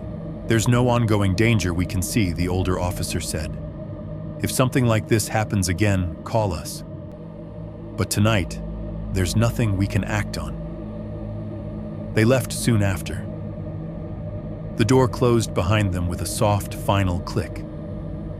I stood there for a long time after staring at my phone, at the frozen image of the porch, at the child standing just out of frame. I replayed the clip one more time alone. "Please, help me." Clear as day. And this time beneath it, so faint I almost missed it, there was something else. A sound that wasn't static. A thin scrape, like metal dragging slowly across concrete. I didn't call the police again. 3.3. What my phone still recorded, 1,000 words, after the officers left the house felt larger than it had ever been. Their footsteps faded down the driveway, the crunch of gravel swallowed by the quiet street, and then there was nothing but the low, familiar hum of my refrigerator and the steady breath of the air conditioner pushing cool air through the vents. I locked the door twice more out of habit than fear, or at least that's what I told myself. The porch light was still on. Outside, the yellow glow pooled on the concrete like nothing unusual had ever happened there. I stood in the kitchen for a long time without moving. My phone felt heavier than it should have in my hand, as if it had gained weight while the police were here. I kept telling myself it was over. The officers had watched the footage. They'd listened. They'd shrugged and said the same thing in different ways. Probably a prank. Kids do weird stuff. Could have been audio interference. They were calm, professional, almost bored. That should have been reassuring. Instead, it made the silence unbearable. I walked into the living room and sat on the couch, the same spot I always sat after work. The TV was still paused on the local news, a frozen image of a smiling anchor and a scrolling weather ticker predicting clear skies. I didn't unpause it. I didn't want any more noise that I hadn't chosen. My phone buzzed faintly in my palm as the screen dimmed, threatening to go dark. I tapped it awake and opened the folder where my screen recordings saved automatically. I hadn't told the officers about that part. While they were reviewing the doorbell footage on the app, I'd started a screen recording without thinking. It was an instinct, the same reflex that makes you take a picture when something feels important, even if you don't know why yet. The red dot had glowed quietly at the top of my screen while we watched together. When the officers said there was nothing to hear, I'd believed them, or I'd wanted to. Now alone, I stared at the file name, a string of numbers, and today's date. It shouldn't have meant anything. It was just data, just a recording of a recording. My thumb hovered over it, hesitating. The house made a soft clicking sound as the HVAC cycled, and for a second it reminded me too much of the faint noise I'd heard earlier, the one I couldn't quite explain. I pressed play. The screen lit up with the familiar porch view, the empty frame, the porch light, the shadow of the railing stretching across the concrete. At first, it looked exactly like what the police had seen. Exactly like nothing. I turned the volume up slowly, one notch at a time, until the tiny speaker at the bottom of my phone was working harder than it ever had. I leaned forward, elbows on my knees, holding the phone inches from my face. There was the soft rush of ambient noise, digital compression, wind maybe. I almost laughed a short, dry sound that died in my throat. See, I thought. Nothing. I was about to stop the playback when the audio dipped just slightly, like someone lowering the volume knob for a fraction of a second. And then it came back. Not louder. Clearer. A breath. Not the kind you hear when someone exhales close to a microphone by accident, but a deliberate intake of air, slow and controlled. It raised the fine hairs on my arms instantly. I froze my thumb hovering over the screen again. The porch was still empty. No movement. No figure stepping into frame. Just that sound, intimate and close, like it was happening on the other side of my phone rather than inside it. Then the whisper started. It wasn't loud. It wasn't dramatic. It slid into the audio like it belonged there, low and steady, the words almost blending into the background noise if you weren't listening for them. But I was listening. I was straining so hard it felt like my ears might ring. You're not supposed to watch. The words were unmistakable, calm, almost patient. Not a child's voice, not panicked.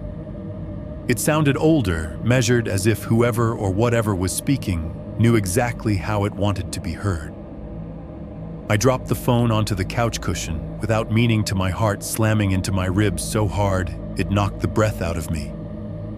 The recording kept playing, the whisper repeating itself once more before fading back into static.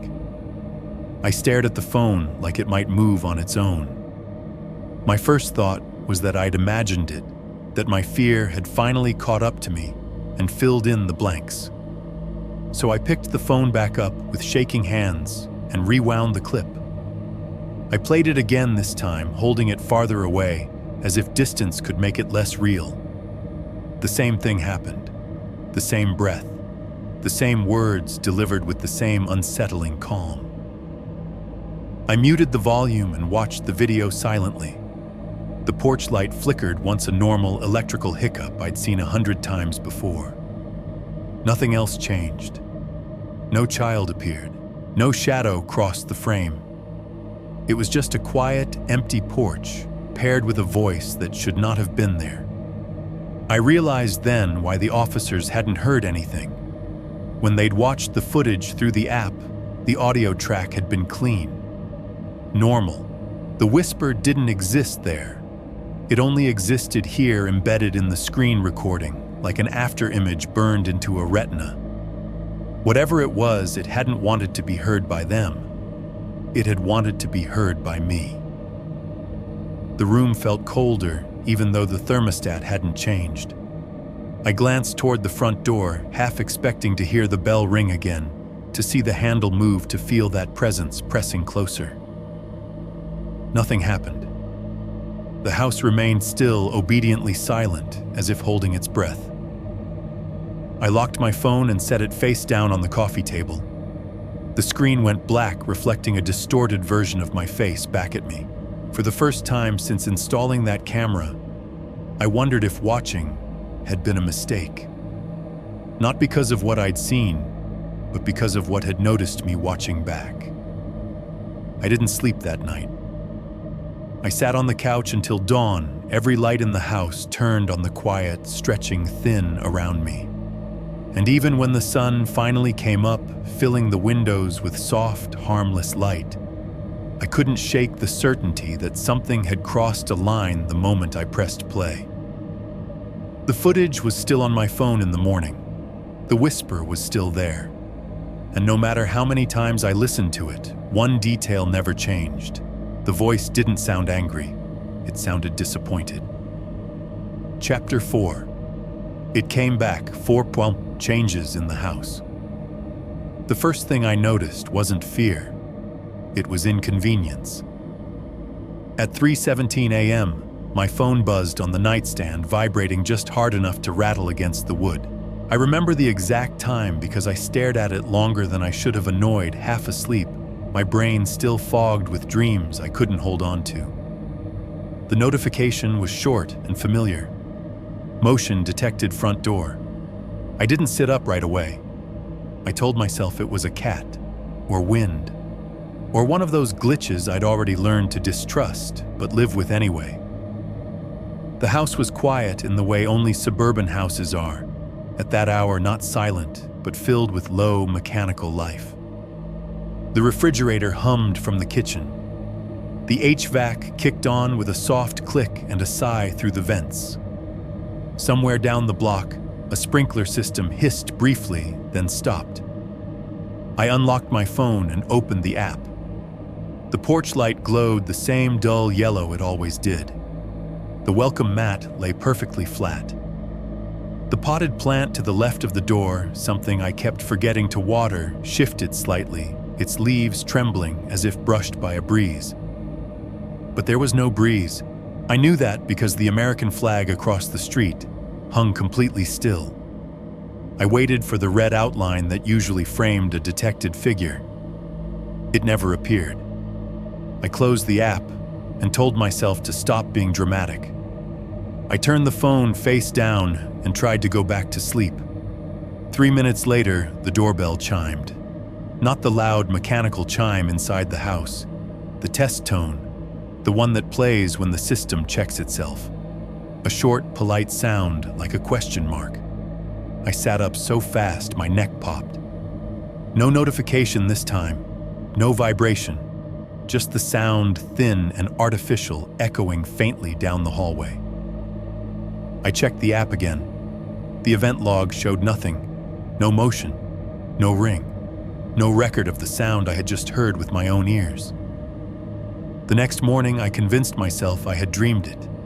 That became a habit. Over the following days, little things started slipping out of place. Not enough to call anyone, not enough to panic, but enough that I stopped feeling alone, even when the house was empty. The doorbell camera sent alerts while I was at work, always during my lunch break, always while I was sitting in my car, with the engine off and the radio playing quietly. I'd open the feed and see the same thing every time. An empty porch. Shadows stretched a little too long. The porch light flickering once, then steady again. At night, motion alerts came in clusters. 3 within 10 minutes. Then nothing for hours. When I checked the timestamps later, I realized they lined up perfectly with my sleep cycle.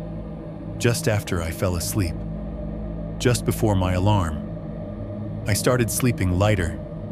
I stopped using the white noise app on my phone because I wanted to hear the house. That was a mistake. Once you listen closely enough, a house never stops making sounds. Wood expands, pipes shift, air moves where it shouldn't. Every noise felt like it was testing me, waiting to see if I'd react. One night I woke to the sound of footsteps.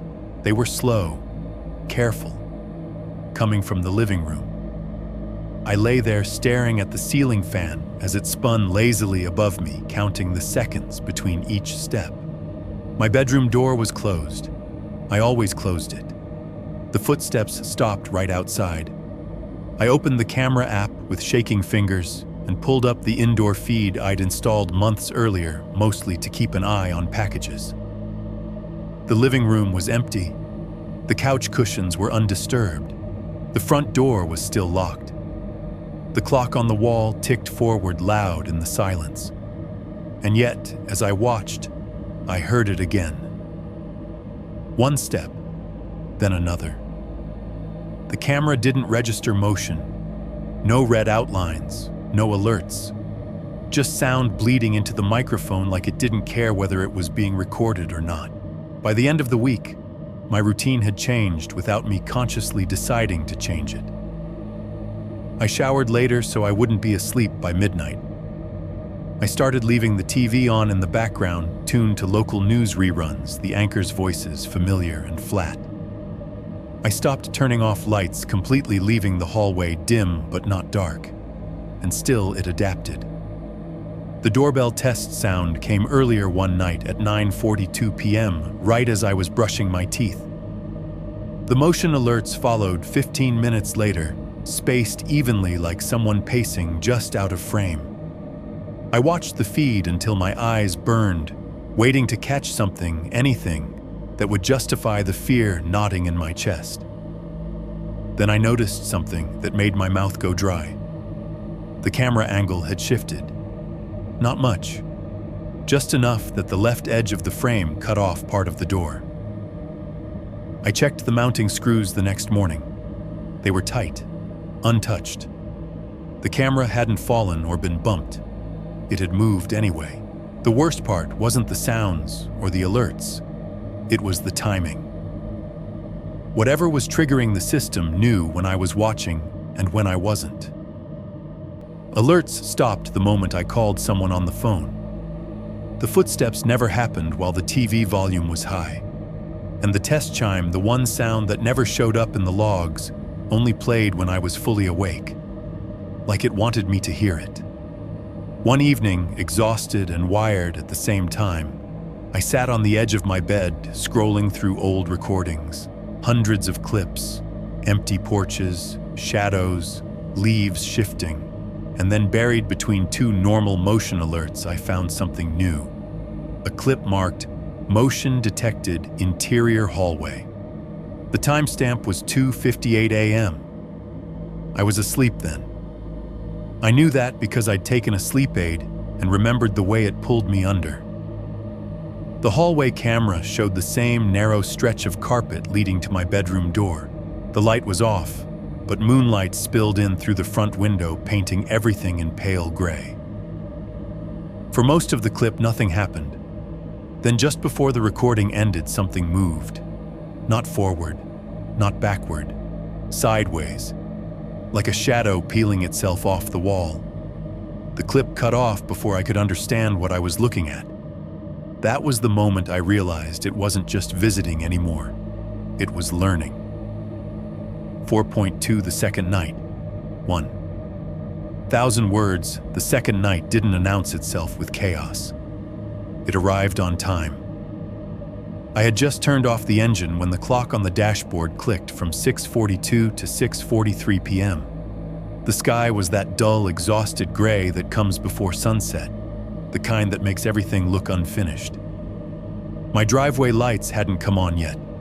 The porch light would flick on automatically in about 4 minutes, same as always. I remember noticing that because routines had started to feel like armor.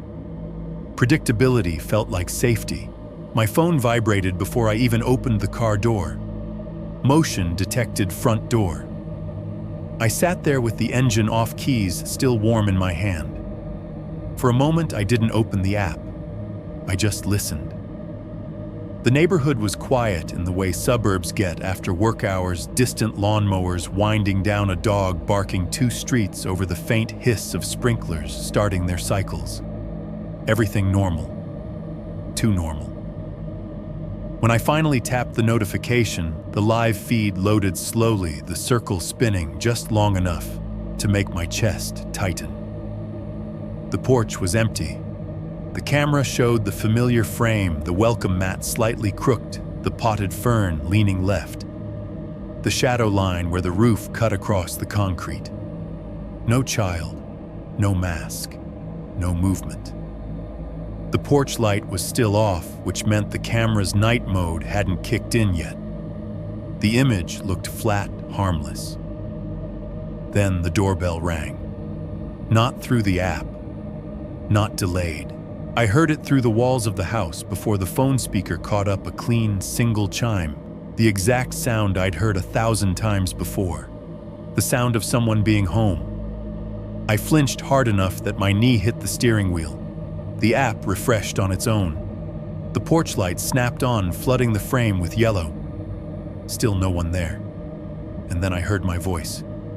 "Hey," it said softly, right into the doorbell microphone. Calm. Familiar. Mine. My throat went dry instantly. I hadn't spoken. I hadn't even breathed out loud. The voice came again, clearer this time, carrying that same tired cadence I used when I talked to myself after work. "It's okay. I'm home."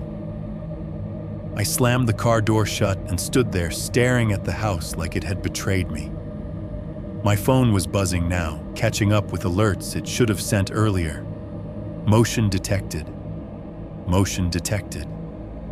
Motion detected. The timestamps stacked neatly, all within the same second. I raised the phone closer to my face, as if proximity would make it lie. On screen, the camera angle shifted slightly, not enough to trigger motion the normal way, just enough to suggest pressure, like someone leaning in just out of frame. "I know this part," the voice said. My voice. "You're watching instead of opening." The porch camera lagged. The image stuttered, froze, then smoothed out again. In the reflection of the glass on my front door, I thought I saw movement, not a body, not a shape, just a distortion like heat rising off asphalt. The microphone picked up a sound underneath the words, a low scrape that reminded me of something heavy being dragged slowly across concrete. I backed away from the house without realizing it, my heels hitting the edge of the driveway. My heart was pounding so hard, it felt like it had moved into my throat. "I don't like when you do that," the voice continued, almost amused. "It makes me wait." I tried the intercom. My thumb hovered, then pressed. "Who is this?" I asked. The app showed the audio icon lighting up. My voice went out into the evening air, thin and small. The reply came instantly. "That's not how you say it," the thing at my door said. "You say it like this." It cleared its throat. Then it spoke again, perfectly matching the way I sounded when I was tired, irritated, trying not to sound afraid. "Who is this?" The porch light flickered once, just a blink. When it came back, the welcome mat had shifted. Not much, maybe an inch, but enough to prove something had touched it. I shook my head hard, like I could reset my vision. My phone vibrated again. Doorbell rang, 6:44 p.m. On screen, the camera zoomed in, automatically centering the doorway, the way it always did when someone stepped into its range. But there was still nothing there. No body, no child. Just the space where someone should have been. The voice dropped lower. "You always pause here," it said. "Keys in your hand. Phone too close to your face. Heart going fast." I looked down. My keys were clenched so tight, they'd left dents in my palm. "I learned your timing," it went on. "How long it takes you to get home. How you look at the camera before you open the door. You taught me." A sound came through the microphone then that made my stomach turn a soft inhale, wet and deliberate, like someone breathing directly against the metal housing of the camera. The image warped briefly, the edges bending inward. "I can sound like you now," it said. "That makes it easier." The porch light shut off. The feed switched to night mode, the world turning grainy and blue. In the infrared glow, something finally registered at the edge of the frame. Not a full figure, just a suggestion of mass standing too close to the lens, so close it broke the depth. Where a face should have been, there was only noise.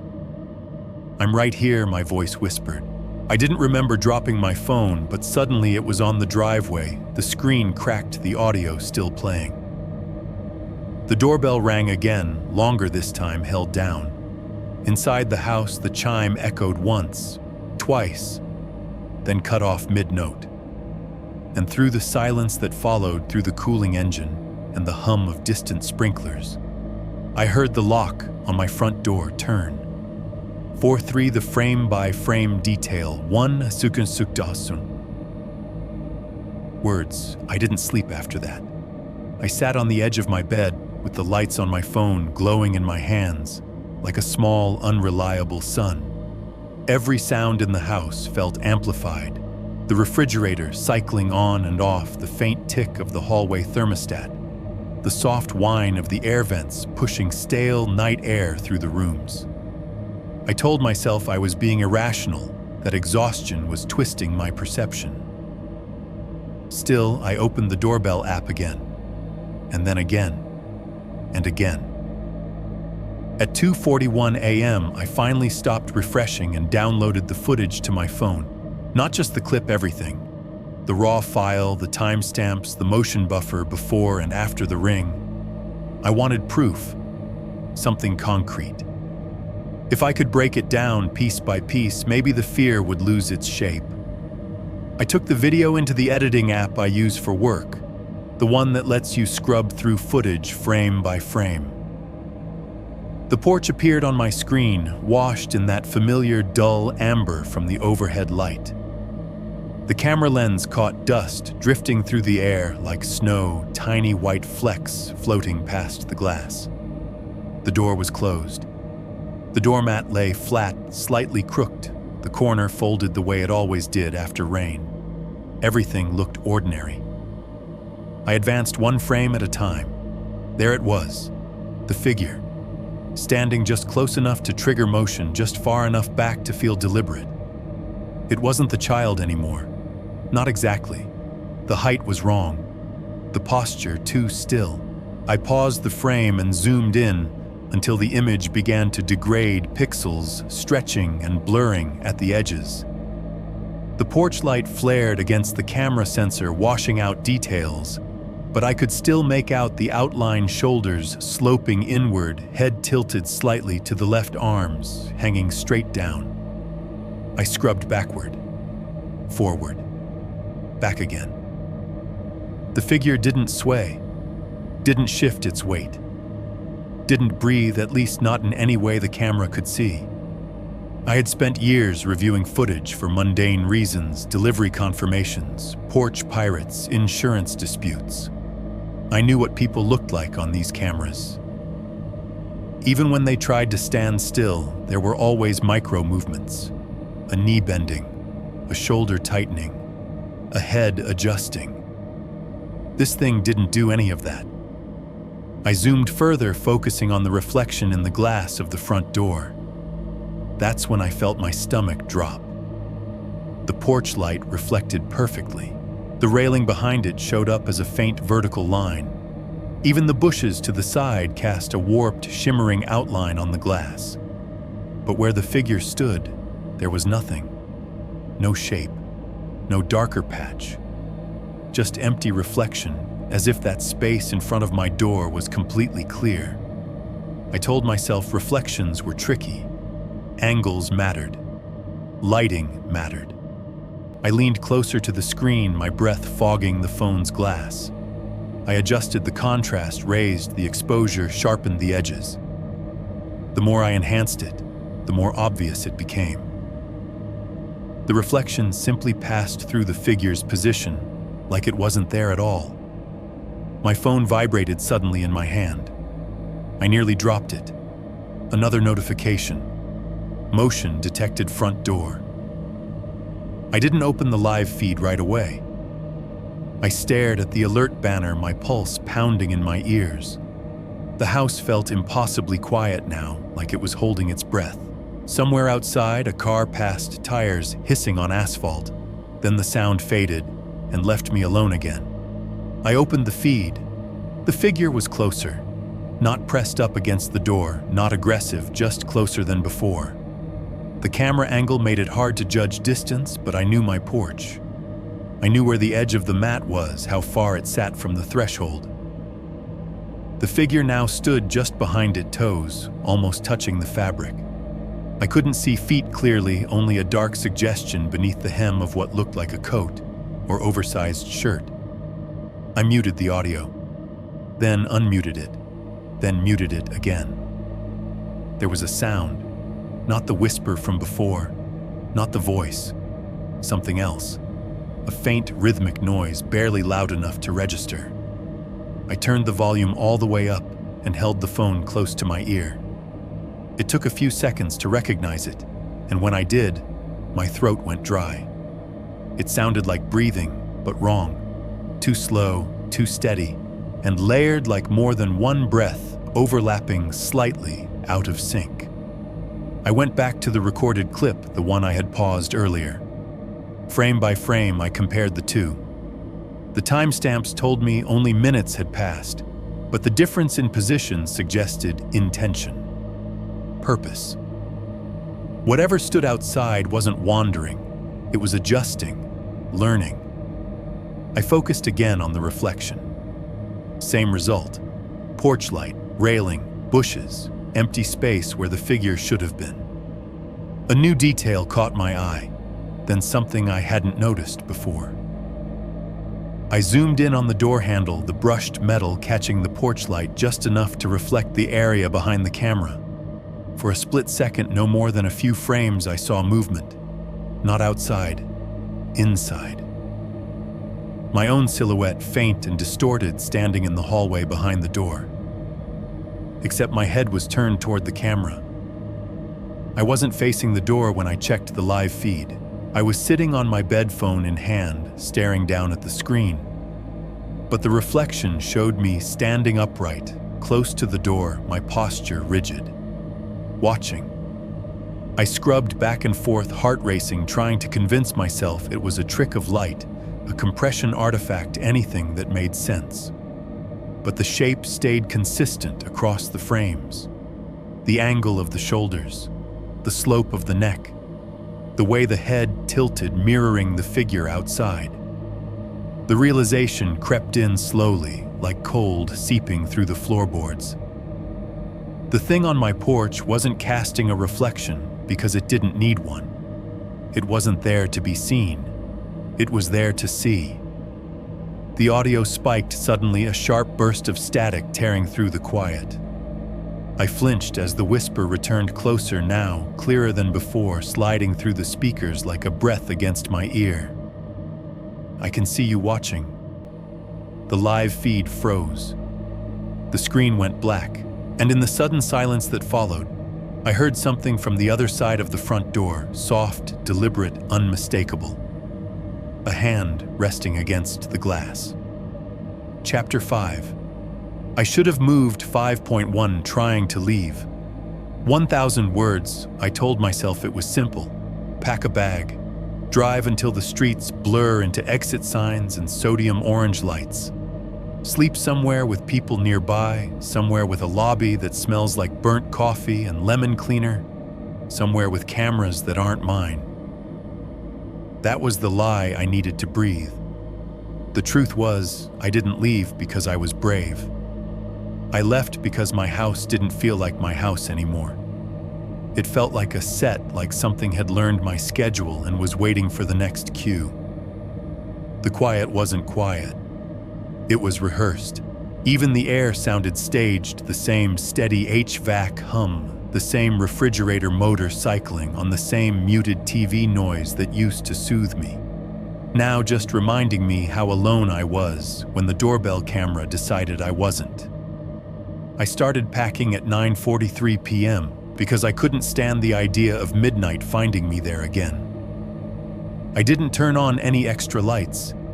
I kept the living room lamp low, that soft yellow pool that makes everything else look darker by comparison. I moved through my own house like I was in someone else's, stepping around the spots that creaked, avoiding the windows without thinking about it. I threw clothes into a duffel without folding. 2 shirts, 1 pair of jeans, a hoodie, my charger, my keys, my wallet. I stood in the kitchen and stared at the knife block for a second, then hated myself for staring. The doorbell app icon sat on my phone screen like a bruise. I told myself not to open it. Not tonight. Not while I was still here. I didn't want to see the porch again. I didn't want to catch another sliver of movement in the corner that wouldn't make sense when I zoomed in later.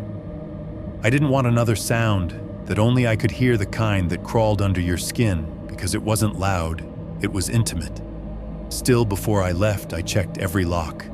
Front door, deadbolt, chain, backslider, the little latch on the laundry door that never lined up right unless you lifted it, the window by the sink that stuck if you didn't push hard enough. Each click sounded too crisp in the quiet, like my house was listening for the pattern. I didn't look at the doorbell camera as I walked out. I kept my eyes on the driveway and the street beyond it. The neighborhood was what it always was, calm, respectable, indifferent. The sprinklers whispered in someone's yard, ticking softly as they rotated. A porch light down the block buzzed faintly, attracting moths in lazy circles. Somewhere, a dog barked once and stopped as if it had changed its mind. My car door shut with that heavy, comforting thunk. For a moment, just a moment, I felt relief. It hit me like a warm wave. Movement, escape, the simple logic of distance. If I wasn't there, it couldn't. My phone vibrated in the cup holder, a sharp, quick pulse that made my stomach clench before I even picked it up. Motion detected front door. I stared at the screen like it was wrong, like my phone had mistaken me for someone else. The timestamp read 10:12 p.m. I was already 2 streets away. I could see the entrance to the main road ahead, the traffic light turning from red to green, bathing the dashboard in soft color. I didn't open the alert. I told myself not to. I told myself it was a raccoon, a stray cat, a neighbor walking past. Anything. I tightened my grip on the steering wheel until my knuckles went pale, and I drove. The vibration came again, longer this time. Motion detected front door. Then again. Motion detected front door. One after another, like someone pacing, like someone learning the exact timing it took for me to feel safe. My throat went dry. I reached for the phone anyway because fear doesn't just scare you, it dares you. It makes you prove it wrong. The app took an extra second to load. That tiny spinning wheel felt like a countdown. When the live feed finally appeared, I wasn't ready for how normal it looked. The porch light made a clean circle on the concrete. The welcome mat lay flat. The potted plant near the railing was still. No figure, no mask, no child. Nothing, just my front porch. But there was something in the audio. Something so faint I almost convinced myself it was the road noise in my car. I turned the volume up with my thumb higher than I should have until the speaker hissed. At first it sounded like wind, then it didn't. It was a soft, wet rhythm like breath pushed through teeth. Close to the mic, too close, intimate in the way whispers are intimate. Not loud enough to understand, but clear enough to know it wasn't accidental. And beneath it, almost hidden, was a second sound. A tiny scrape, metal against concrete. The same sound from before. My stomach dropped so hard I felt it in my legs. I flicked my eyes to the video, searching the corners, the edges, the places where the camera couldn't quite see. Nothing. The motion icon in the corner of the screen pulsed anyway, insisting that something was there moving in front of my door. I swallowed and tapped record. I didn't know why. Instinct. Evidence. A pathetic hope that if I saved it, it would behave like a normal piece of footage instead of whatever it was becoming. That was when the porch light flickered. Once. Twice. Not a full blackout, just a stutter like the electricity had hesitated, like my house had blinked. And in the half second between flickers, the camera adjusted exposure. The image brightened, then darkened. In that brief recalibration, I saw it. Not a full shape, not a person. A presence at the extreme edge of the frame pressed so close to the camera that it distorted like a smear where the lens couldn't focus. A strip of darkness that was darker than the night around it, as if it was absorbing the porch light instead of reflecting it. I stared frozen, my foot hovering over the brake at a green light. Horns blared behind me. The world honked and moved and lived, and all I could see was my own front porch on a glowing screen. Then the audio sharpened. A whisper slid through, clear enough to understand now, clear enough to turn my blood cold. Not the child's voice. Not my voice. Something in between, wearing them both like a borrowed coat. It said very softly, like it was right against my ear, "Why did you leave the door?" My hands jolted. The phone slipped and hit the cup holder screen, still alive, live feed still running. I grabbed it again, my heart pounding so hard it felt like it was shaking my ribs. The porch was empty again. Perfect. Calm. Like nothing had happened. The motion alerts stopped, as if it had only needed to prove one thing. That distance didn't matter. I pulled into the first motel I saw off the highway, one of those places with faded signage and a row of doors that faced the parking lot. The lobby smelled like old carpet and microwaved popcorn. A TV behind the counter played a late-night game show at low volume, the laughter track thin and tired. The clerk didn't look up much when I paid.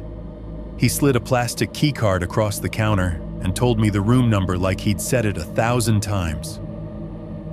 I parked under a buzzing neon light that flickered like my porch light had.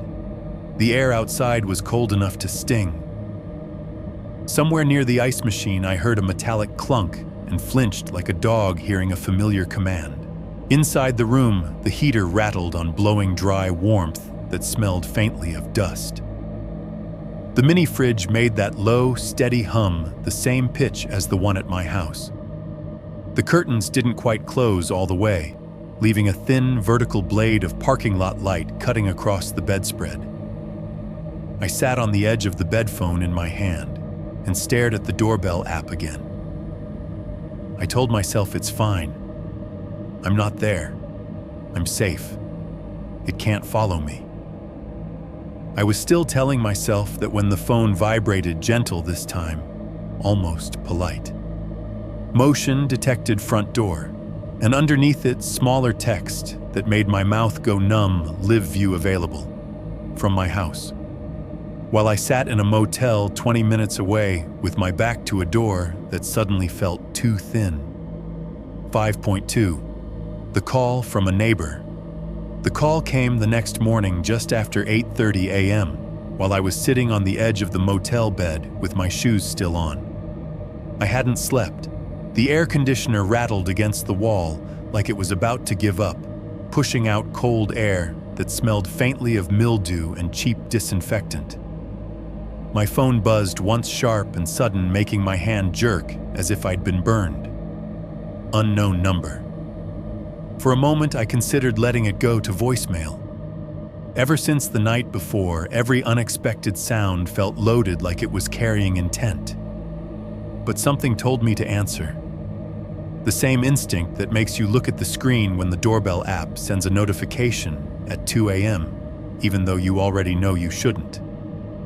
"Hello," I said. There was a pause, not silence breathing, then a familiar voice, cautious and unsure. "Hey, this is Mark, from next door. I hope I'm not calling too early." Mark, my neighbor from 3 houses down. Mid-40s, married 2 kids, always mowing his lawn on Saturday mornings at exactly 9. The kind of guy who waved every time you drove past, even if you didn't wave back. "No," I said. My mouth felt dry. "It's fine. What's up?" Another pause. Longer this time. I could hear something in the background on his end, maybe a TV, maybe a radio. Normal morning sounds.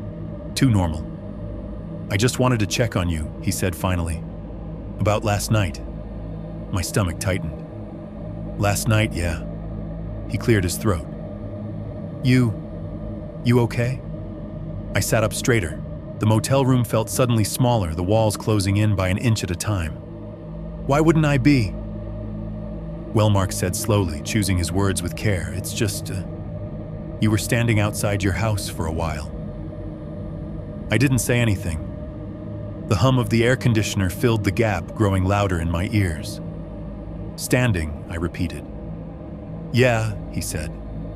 "At your front door." A chill ran through me, sharp and immediate. "That's not possible," I said. "I wasn't home." There it was again, that pause. This time heavier. "That's what I thought too," Mark said. "But I saw you." My grip tightened around the phone. "What do you mean you saw me? I was up late," he said. "Couldn't sleep." I went to the kitchen for some water, looked out the window. Your porch light was on. My heart started to pound, slow and hard, each beat echoing in my chest. And you were standing there, he said, right in front of your door. Just still. I swallowed. Mark, I stayed at a motel last night. I know, he said quickly. I know now. That's why I'm calling, because it doesn't make sense.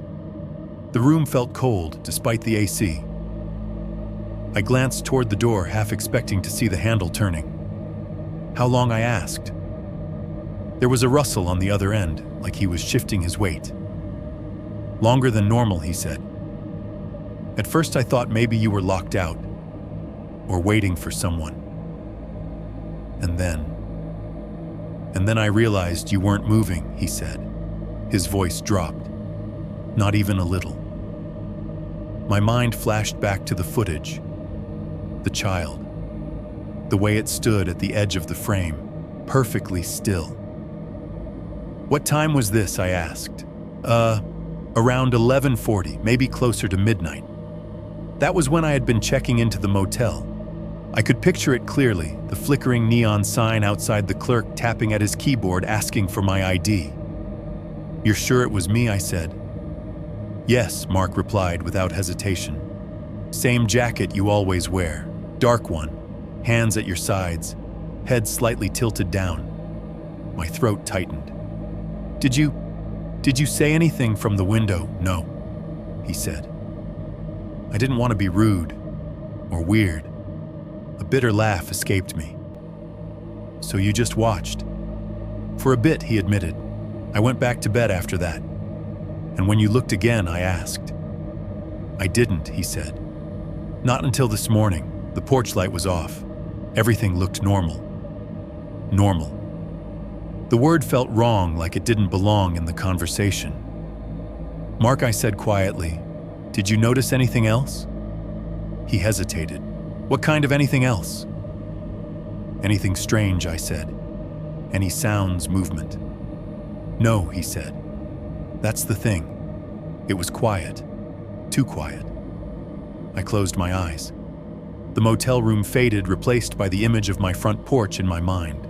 The camera mounted beside the door, the glass reflecting the darkness. You didn't hear the doorbell, I asked.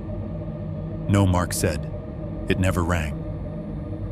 When the call ended, I sat there for a long time, phone still pressed to my ear, listening to the dead line. The air conditioner clicked off, plunging the room into an unnatural silence. Slowly, I opened the doorbell app. No notifications, no motion alerts.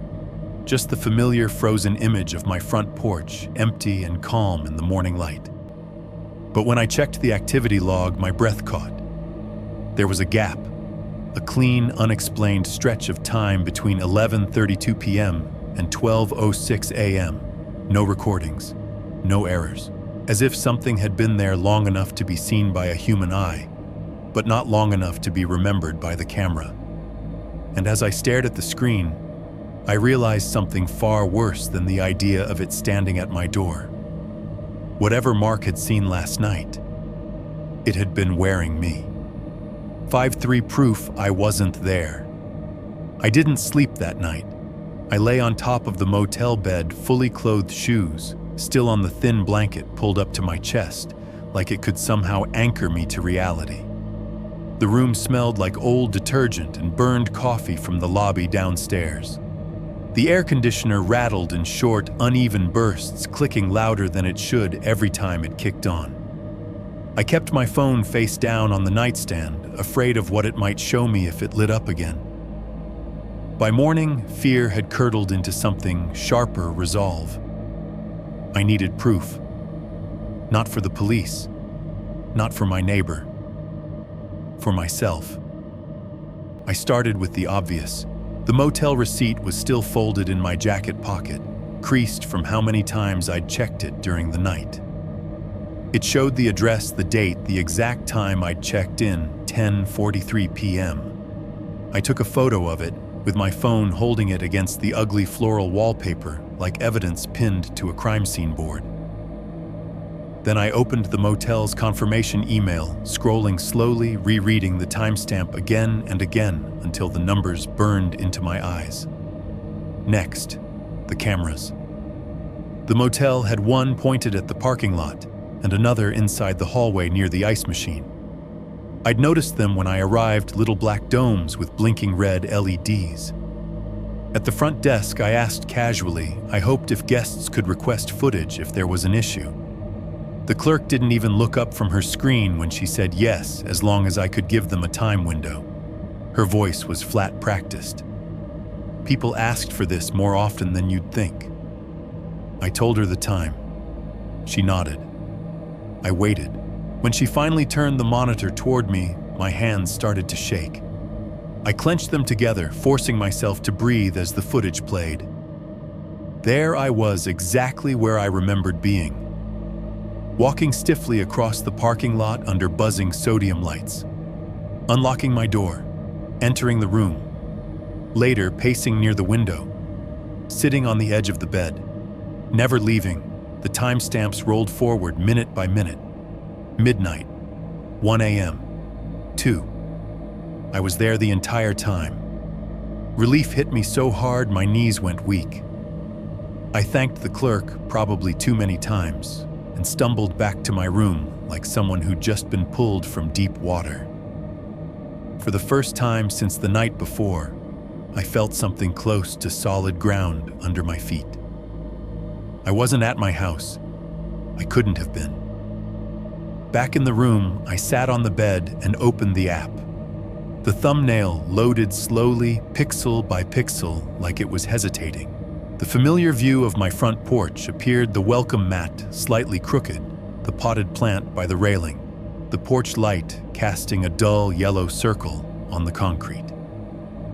Everything looked exactly as it always had. Normal, quiet. I scrubbed back to the time my neighbor mentioned. 11:58 p.m. The camera buffered, then played. At first I didn't see anything. The porch was empty, just like it had been when the police left the night before. I leaned closer to the screen, my reflection faintly visible in the glass. I almost laughed, a thin, hysterical sound building in my throat, because this was what sanity looked like. Nothing. An empty frame. Then something shifted. A shape entered from the far left edge of the video so slowly it barely registered as movement. It stepped into the light, and my breath caught so sharply it hurt. It was me. Not a blur. Not a shadow. Me. Same jacket I'd worn that evening. Same posture, shoulders slightly hunched, like I was cold, even when I wasn't. I stood in front of my own door, facing away from the camera, completely still. I didn't knock. I didn't reach for the handle. I just stood there, unmoving, as if waiting for something on the other side. I slapped a hand over my mouth. No, I whispered, even though no one could hear me. The timestamp kept running. Seconds passed, then minutes. The figure I never shifted weight, never scratched an itch, never showed the tiny constant movements that real bodies make without thinking. It was too still, like a paused image pretending to be video. I forced myself to keep watching. At 12:04 a.m., the figure moved. Slowly, deliberately, my head began to turn. I knew what I was going to see before it happened. I knew it in the same way you know when you're about to have an accident, that awful certainty that blooms in your chest a split second too early. I tried to look away, but my eyes wouldn't cooperate. They stayed locked on the screen, wide and burning. The face turned fully toward the camera, toward me. The porch light caught my features at the wrong angle, carving deep shadows under the eyes along the sides of the mouth. The expression wasn't fear or anger or even confusion. It was neutral, empty, like a mask that had learned the shape of my face but none of the meaning behind it. And then it smiled. Not a full smile, just enough. A slight upward pull at the corners of the mouth, precise and controlled, as if it had practiced. The video cut out 3 seconds later. I didn't realize I was screaming until my throat started to burn. The phone slipped from my hands and hit the carpet with a dull thud, but I didn't move to pick it up. I couldn't. My body had gone rigid, every muscle locked in place like I'd been plugged into an outlet. I wasn't there. I had proof, receipts, cameras, witnesses, and yet something wearing my face had stood at my door, looking directly into the lens like it knew exactly where I was watching from. My phone buzzed. A new notification slid across the dark screen, bright and calm and impossibly ordinary. Motion detected front door. The timestamp was current. I was still in the motel room. The cameras here would prove it. Slowly, against every instinct screaming at me to run, I reached down and picked up the phone. My fingers were numb, clumsy, like they didn't quite belong to me anymore. I opened the app, my heart hammering so hard I could feel it in my teeth. The porch view loaded, empty. Just the door, just the light, just the quiet. Then, from the tiny speaker of my phone, I heard it. My own voice. Soft, close, familiar. Why won't you come home? 6.1 sounds inside the house. I noticed the vents first. Not visually, nothing as obvious as dust falling or metal rattling loose, but acoustically in the way you notice a sound only after it's already been there for a while. A presence disguised as background noise.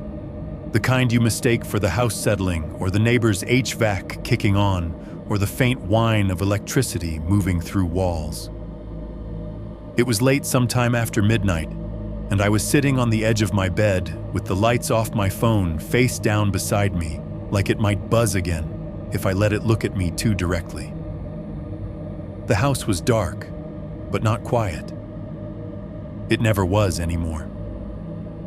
The air conditioner cycled on with its usual mechanical sigh, pushing cool air through the vents in the ceiling. At first, everything sounded normal, fan airflow, the faint clack of expanding metal. Then, layered beneath it, I heard something that didn't belong. A thin, uneven sound, almost rhythmic, like breath being pulled through teeth. Not loud enough to demand attention, just persistent enough to make my skin tighten. I held my own breath, listening. The sound didn't stop. It seemed to come from above me, from the vent directly over the hallway outside my bedroom. I stood slowly, every movement deliberate, as if sudden motion might provoke the house itself. The carpet felt colder than usual under my feet. I stepped into the hallway, craning my neck upward, staring at the rectangular slats of the vent. The sound shifted when I moved. Not louder, closer. As if whatever was making it had adjusted its position in response to mine. I told myself it was airflow turbulence, condensation, a loose screw vibrating. I had Googled worse explanations at 3 a.m. before, and none of them had helped. This time I didn't reach for my phone. I didn't want another recording. I didn't want proof. The smell came next. It drifted out slowly, carried on the cold air, something sharp and unfamiliar like iron left out in the rain. Metallic, faintly sweet wrong, in a way my brain recognized before my thoughts caught up. It reminded me of blood without actually smelling like it, which somehow made it worse. I gagged reflexively and stepped back, my heart thudding so hard I felt it in my throat. The vent exhaled again. This time the sound changed. It wasn't breath anymore. It was closer to speech, wet, irregular, as if something was testing the shape of sounds without fully committing to words. I stood there frozen, listening to the vent whisper nonsense into the empty hallway. The air brushed against my face, cold and damp, and for a horrifying second, I imagined something on the other side of the metal, pressing close, learning the rhythm of my breathing, the way it had learned my schedule, my voice, my name.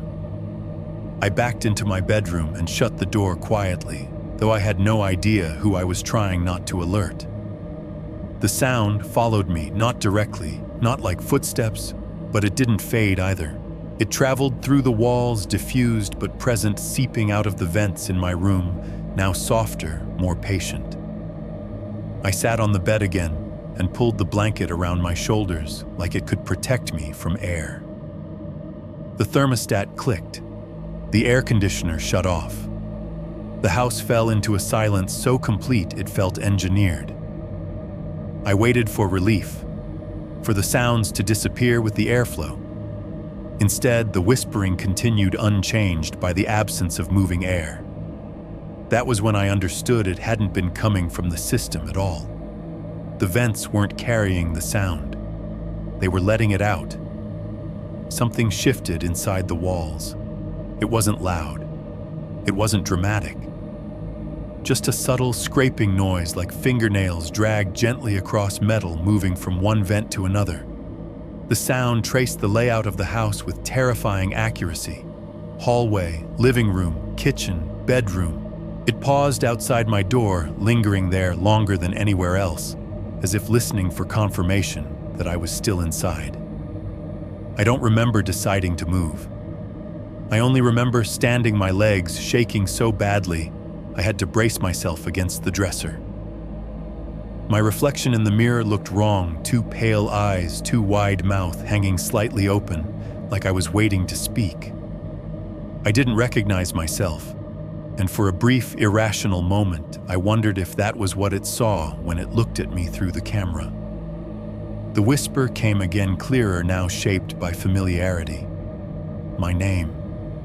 Not spoken the way I would say it. Not even the way the thing had imitated me before. This version was slower, stretched, each syllable pressed out carefully, like it was savoring the sound. I clamped my hands over my ears, but it didn't help. The noise wasn't entering through them. It was inside the house, inside the air, inside me. The vent above my bed rattled. Just once, then something tapped gently against the metal from the other side. One tap. 2. 3. Not a knock. A test. I stared up at it, every instinct screaming at me to run, though I had nowhere left to go. The tapping stopped, replaced by a slow, dragging sound, as if something long and heavy was being pulled away, reluctantly. When the air conditioner turned back on, I almost cried. The cold air rushed out, washing the smell away, drowning the whisper beneath the roar of machinery. The vents sounded normal again. Empty. Harmless. I collapsed onto the bed, shaking, convincing myself I had imagined it all. That exhaustion and fear had finally cracked something in my head. I didn't sleep. At some point before dawn, as the sky outside began to lighten imperceptibly, my phone vibrated on the mattress beside me. I didn't need to look to know what it was. The screen lit up anyway, casting a pale glow across the room. Motion detected living room. I didn't open the app. I didn't move.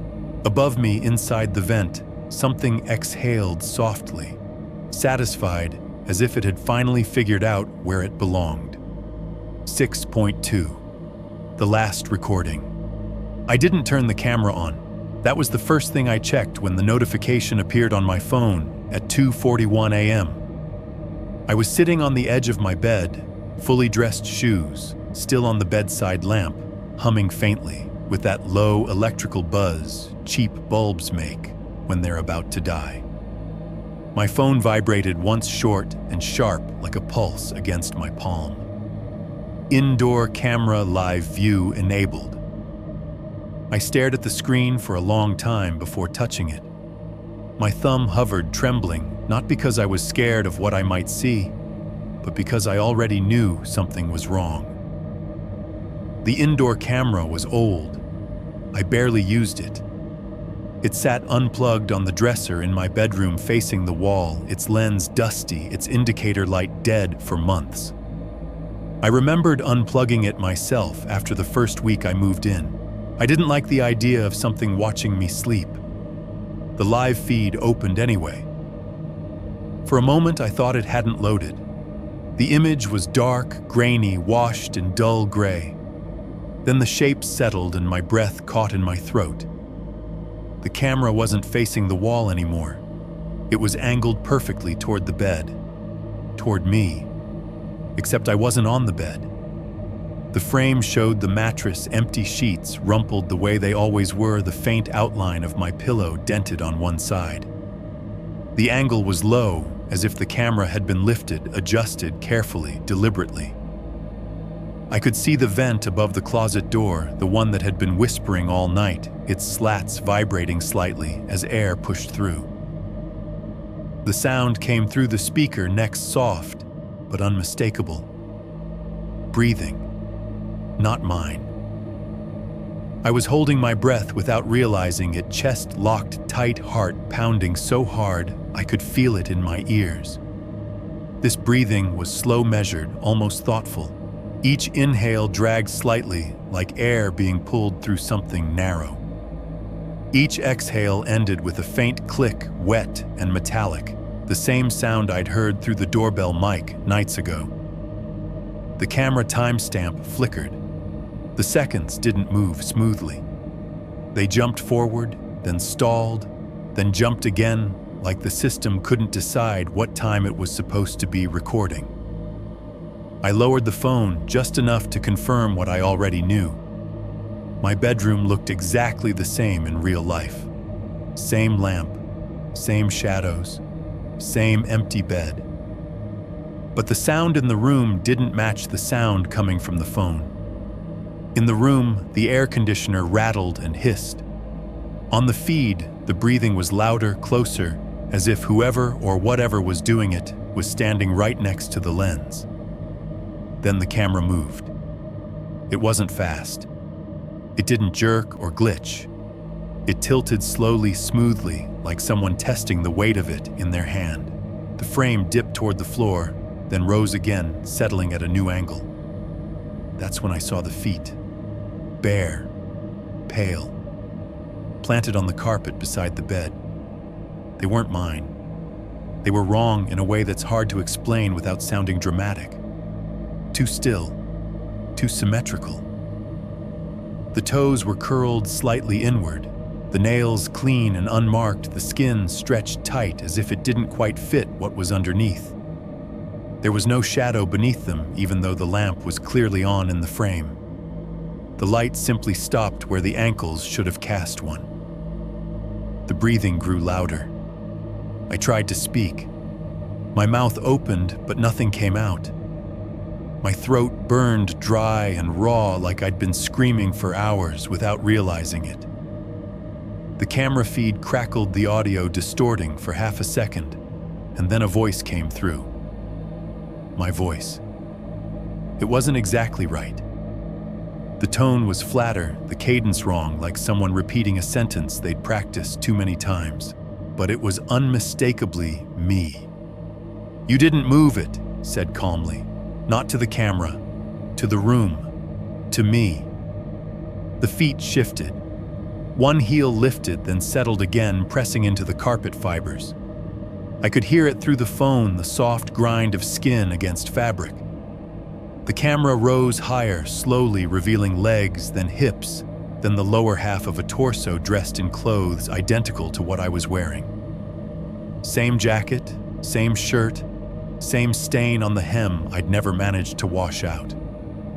I looked down at myself. My hands shook. My clothes were the same.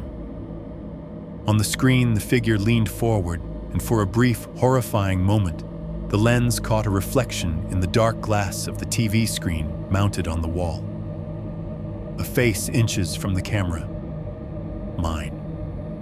Except the eyes were wrong. Too open, too focused.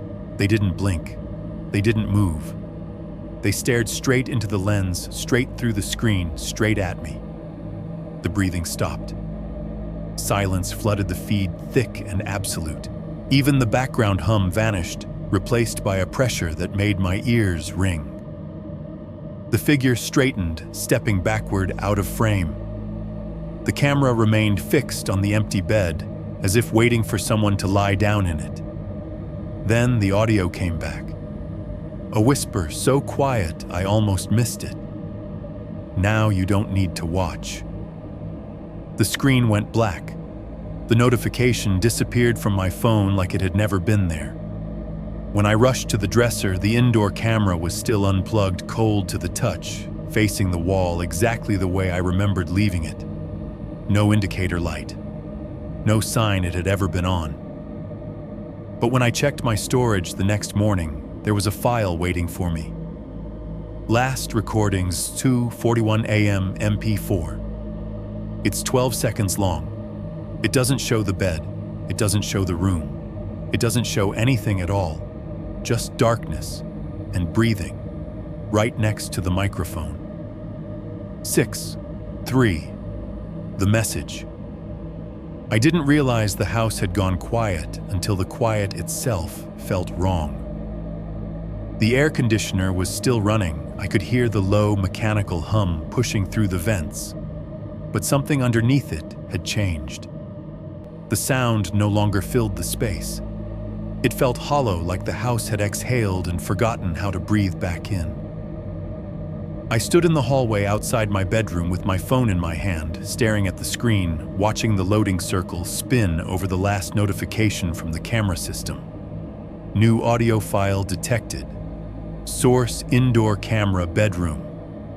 Timestamp 3:19 a.m. I hadn't been asleep at 3:19. I was sure of that.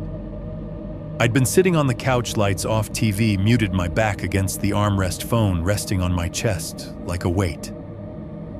I remembered checking the time. I remembered thinking it was strange how tired I felt without being able to fall asleep. I remembered listening for sounds that weren't there. My thumb hovered over the file. For a moment, I considered deleting it without listening. I even pressed down hard enough to feel the vibration motor engage, like the phone itself was bracing. But curiosity won the same way it always had. The same way it had the first night when I told myself watching wasn't the same as opening the door. The screen dimmed. The audio player opened. The waveform appeared uneven, jagged, too dense in places where silence should have been. I hit play. At first there was only static. Not white noise, not interference, static that sounded close, like it was being breathed directly into the microphone. I could hear the faint click of the camera activating the soft electronic chirp I'd heard dozens of times before. Then there was a pause. Long enough that I almost stopped the playback, convinced it had glitched. And then I heard my room. Not the idea of it. The actual room. The low whir of the ceiling fan. The faint rattle of the loose vent cover above the closet. Even the subtle ticking sound the smoke detector made when its battery was dying, something I'd been meaning to replace for months. Every sound lined up perfectly with memory, with routine, with the way my nights always sounded when I was trying to convince myself everything was normal. Then the whisper started. It didn't come from the speaker. It came from the waveform. The sound slipped in sideways, barely audible at first, like someone speaking from another room with their mouth too close to a wall. I leaned closer to the phone without realizing it, my shoulders tense, my breathing shallow. The whisper wasn't rushed. It didn't need to be. "You opened the door." The voice was calm, flat. Not threatening, not emotional. It sounded almost patient, like it was correcting a misunderstanding that had gone on long enough. "The first time you watched." The words settled into the room like dust. I replayed the audio immediately, my finger moving on instinct. This time I heard more, a faint shift in the background noise. A subtle compression artifact, like the microphone struggling to process something too close, too present. The whisper hadn't been alone. There was movement beneath it, a soft fabric-on-fabric sound I couldn't place. My throat felt tight, dry. I tried to swallow and failed. I stood there for a long time after the audio ended, phone still glowing in my hand, my bedroom door just a few feet away. It was open exactly the way I'd left it earlier. The room beyond was dark, except for the faint blue LED from the indoor camera mounted near the corner of the ceiling. That tiny light had always comforted me. Proof that something was watching, that there was a record. Now it just felt like an eye. I stepped inside. The air was colder than the rest of the house. Not dramatically, just enough to register like the room had been holding on to the night longer than it should have. I stood near the doorway and scanned the space. The bed, the dresser, the chair with clothes draped over it. Everything looked exactly as it should. Except the bed. The blanket on my side wasn't flat. It dipped inward subtly, like someone had just shifted their weight and hadn't quite settled yet. Not a deep impression. Not dramatic. Just enough to break the symmetry. Enough to tell me something was wrong. I took a step closer, then another. The indentation didn't change. It didn't deepen or disappear. It just stayed there, patient, unmoving, as if it had always been part of the bed, and I was only noticing it now. My skin prickled, every nerve in my body screaming for me to back away, to leave the room, to pretend I hadn't seen it. Instead, I raised my phone and opened the camera app. The live feed loaded slowly, each percentage point ticking upward like a countdown I hadn't agreed to. When the image finally appeared, my breath caught in my chest. The bed was empty, perfectly flat. No dip, no weight, no sign that anything had ever touched it. I lowered the phone and looked with my own eyes. The blanket was still sunken in. My pulse roared in my ears. I lifted the phone again, switching angles, zooming slightly. The camera showed nothing. The room as it had always been. Safe, still, empty. I could see myself reflected faintly in the dark window, standing too stiff, holding my phone like a shield. That's when I felt it. The mattress shifted. Not suddenly, not violently. Just a slow, deliberate movement, like someone settling in more comfortably. The blanket compressed further. The fabric creased. The sound was unmistakable, a soft exhale of trapped air and springs adjusting under weight. I didn't scream. I didn't run. I stood there frozen, staring at the place where the bed was being pressed down by something I could not see, something the camera refused to acknowledge. My phone buzzed in my hand, another notification lighting up the screen.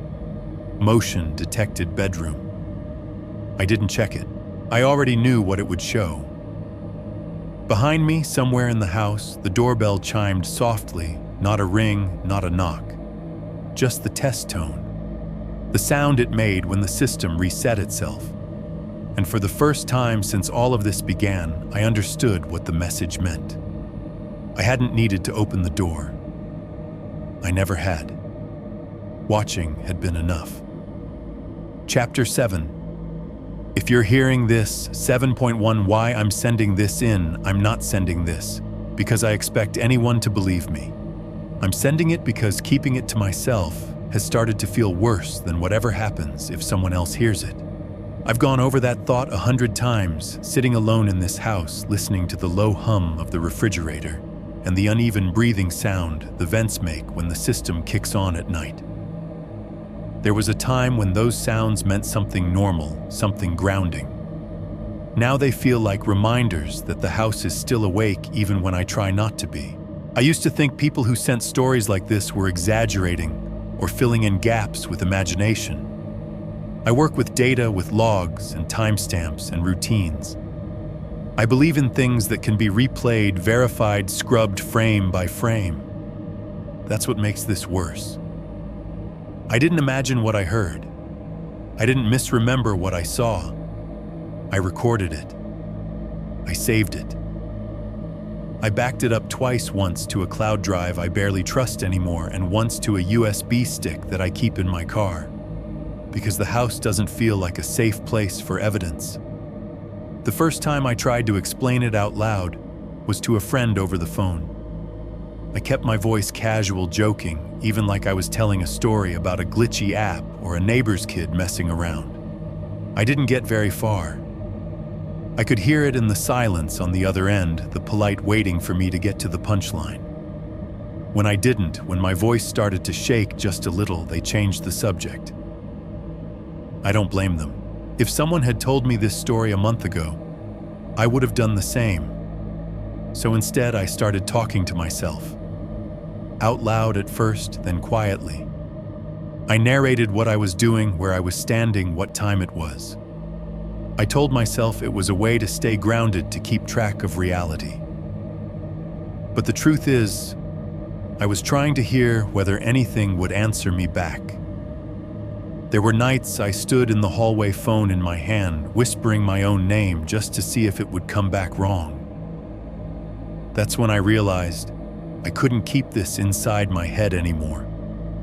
Whatever this is, it thrives on being watched, on being noticed, and then dismissed. It learned me that way.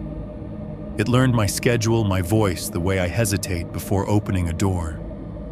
And the worst part is knowing that my fear didn't start it. My curiosity did.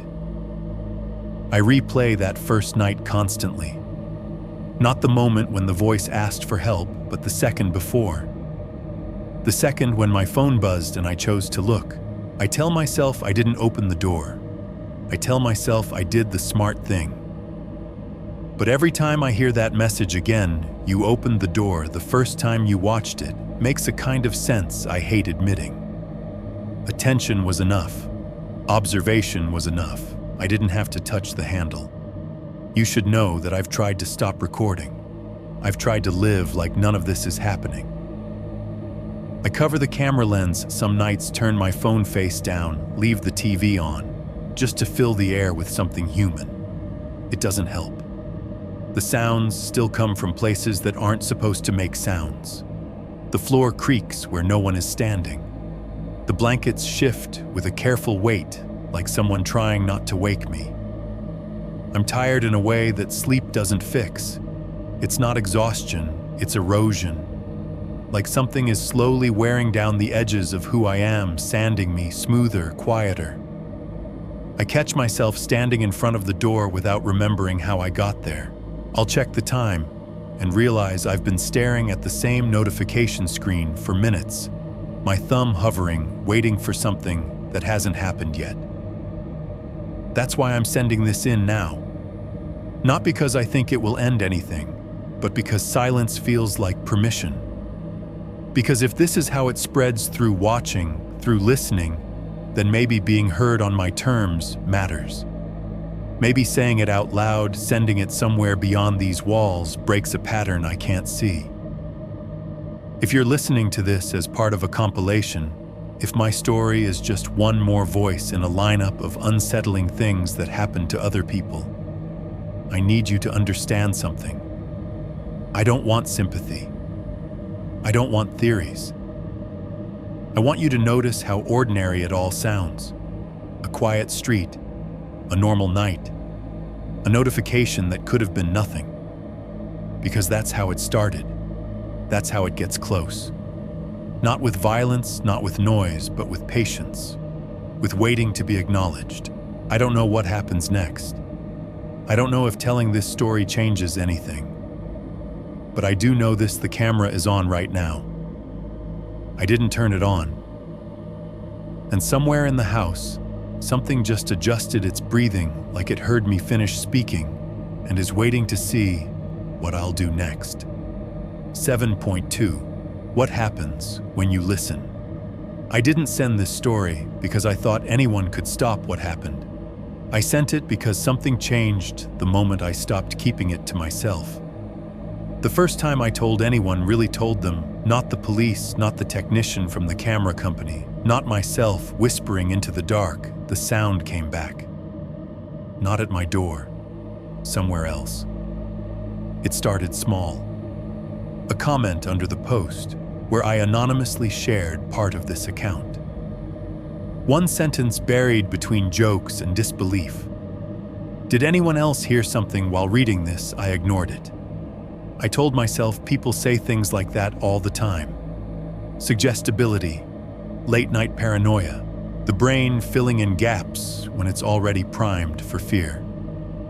I had spent weeks telling myself that same explanation while lying awake staring at the ceiling fan as it turned and turned, counting rotations, so I wouldn't listen too closely to the house. Then my phone buzzed, a private message, from a username I didn't recognize. No profile picture, no history, just text. What time did it happen for you? I didn't answer. I should have blocked them. I should have shut everything down and thrown the phone into the river behind the strip mall where I used to take my lunch breaks. Instead, I sat there on the edge of the bed, the blue glow of the screen lighting up the room, listening to the hum of the refrigerator through the wall. I typed back a single word before I could stop myself. Night. The reply came immediately. Mine too. That was the first night I heard the doorbell again. Not at my place, I'd unplugged everything by then. No smart devices, no cameras, no intercom. Just a deadbolt and a chain, and the quiet confidence that comes from believing you've reduced your life to something simple. The sound came from my phone, a notification chime, the same tone my camera app used to make. Sharp, cheerful, completely wrong in the dark. There was no alert on the screen, no app open, no missed notification when I unlocked it. Just the echo of the sound hanging in the room like it had nowhere to go.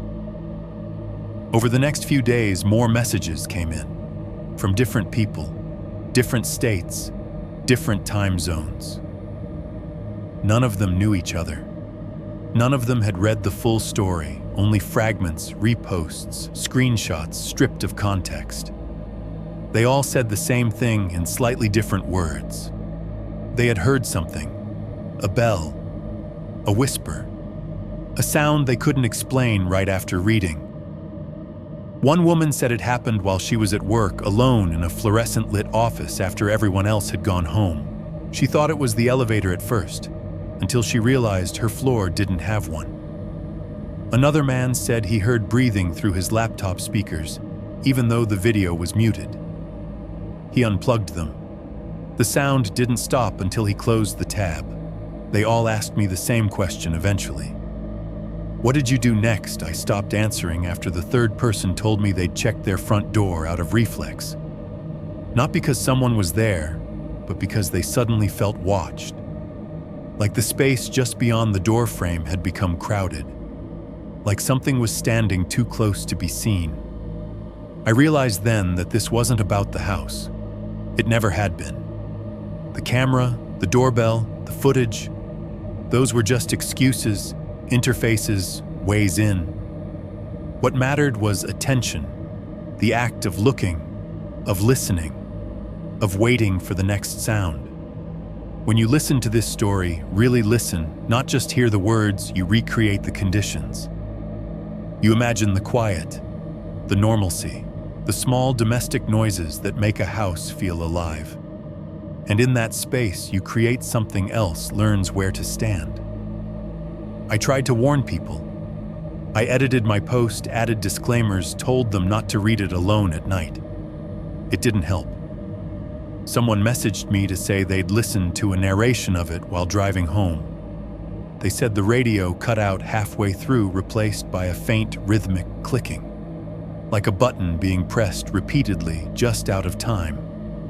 They pulled over and sat there, hands on the steering wheel, until the sound stopped. When they started the car again, the clock on the dashboard read 3:17 a.m. They swore it had been just after midnight when they left work. I don't know how it chooses who hears it first. I only know that once you do, you start noticing patterns you can't unsee. You'll hear your own home differently. The way sound travels through vents. The way walls creak as temperatures change. The way silence stretches when you're waiting for something to interrupt it. And eventually, you'll hear the bell. Not loud, not urgent, Just enough to make you pause whatever you're doing and think, did you hear that too? That's the moment it matters. The moment you decide whether to keep listening. Because the sound isn't an invitation, it's confirmation. Proof that you've already done the one thing it needed you to do. You paid attention. If you're hearing this story right now and you think you're safe, because nothing has happened yet, that's normal. That's how it starts for everyone. The delay is part of it. Time to let the idea settle. Time to let your house relearn the shape of your fear. I wish I could tell you there's a way to stop it once it begins. I wish I could say that sharing this lessens the weight somehow. All it really does is spread the listening around, like lowering the volume on a single speaker by adding more to the room. Sooner or later, someone else will message you, or comment, or mention casually that they thought they heard your doorbell last night. And when they do, you'll understand why I didn't stop this story from being told. Because by then, it won't matter whether you believe me. You'll already be listening. 7.3 Final Cold Ending. 1,000 words. I wasn't planning to listen to the recording again. That's the truth. By the time I reached this point, I had already learned that replaying things only made them clearer, sharper, less like memories, and more like instructions. But habit is a dangerous thing. And fear doesn't erase routine, it rewires it. So when my phone vibrated on the desk beside the bed, I looked before I thought. The room was dark, except for the blue glow of the screen. The digital clock on my nightstand read 11:42 p.m. The same time it always seemed to be when things started. Outside, the neighborhood was quiet in that distinctly American way. No footsteps, no voices, just the distant hum of traffic from the highway 2 miles away, and the occasional bark of a dog that never sounded alarmed enough to matter. The notification was simple. Motion detected front door. I remember feeling something close to relief. Not panic, not dread. Relief. Because for weeks now the sound had been inside the house, in the vents, in the walls, under the floorboards. Seeing it return to the porch felt like proof that it still needed rules. Boundaries. Distance. I tapped the notification. The camera feed loaded slowly, buffering longer than it should have. For a few seconds, all I saw was a frozen image of my front porch. The welcome mat slightly crooked, the potted fern leaning left, where the wind had nudged it earlier that afternoon, the porch light casting that dull yellow cone that never quite reached the edges of the steps. Then the image refreshed. The porch was empty. No child, no shadow, no movement. Just the quiet, familiar nothing I'd been staring at for months. I let out a breath I didn't realize I'd been holding. My shoulders loosened, my heart slowed. Then I noticed the timestamp. It wasn't today's date. At first I assumed it was a glitch. The camera had been malfunctioning more often lately, skipping seconds, dropping audio, losing connection for no reason at all. I pinched the screen and zoomed in on the corner where the timestamp sat in small white numbers. 11:42 p.m. Your local date. The date was wrong. Not yesterday, not last week. It was today's date, but the location metadata underneath it wasn't mine. I scrolled down my thumb, suddenly clumsy, and checked the device info. The camera ID didn't match the one registered to my house. Different serial number, different network. For a moment, I honestly thought that I had somehow opened the wrong feed, that the app had crossed wires and shown me someone else's porch. Then the doorbell rang. Not in my house, on the recording. The sound came through my phone speaker, sharp and clean, the same neutral chime I'd heard 100 times before, calibrated to be polite instead of urgent. The porch on the screen didn't change. The light didn't flicker. The door didn't open. But the microphone picked something else up.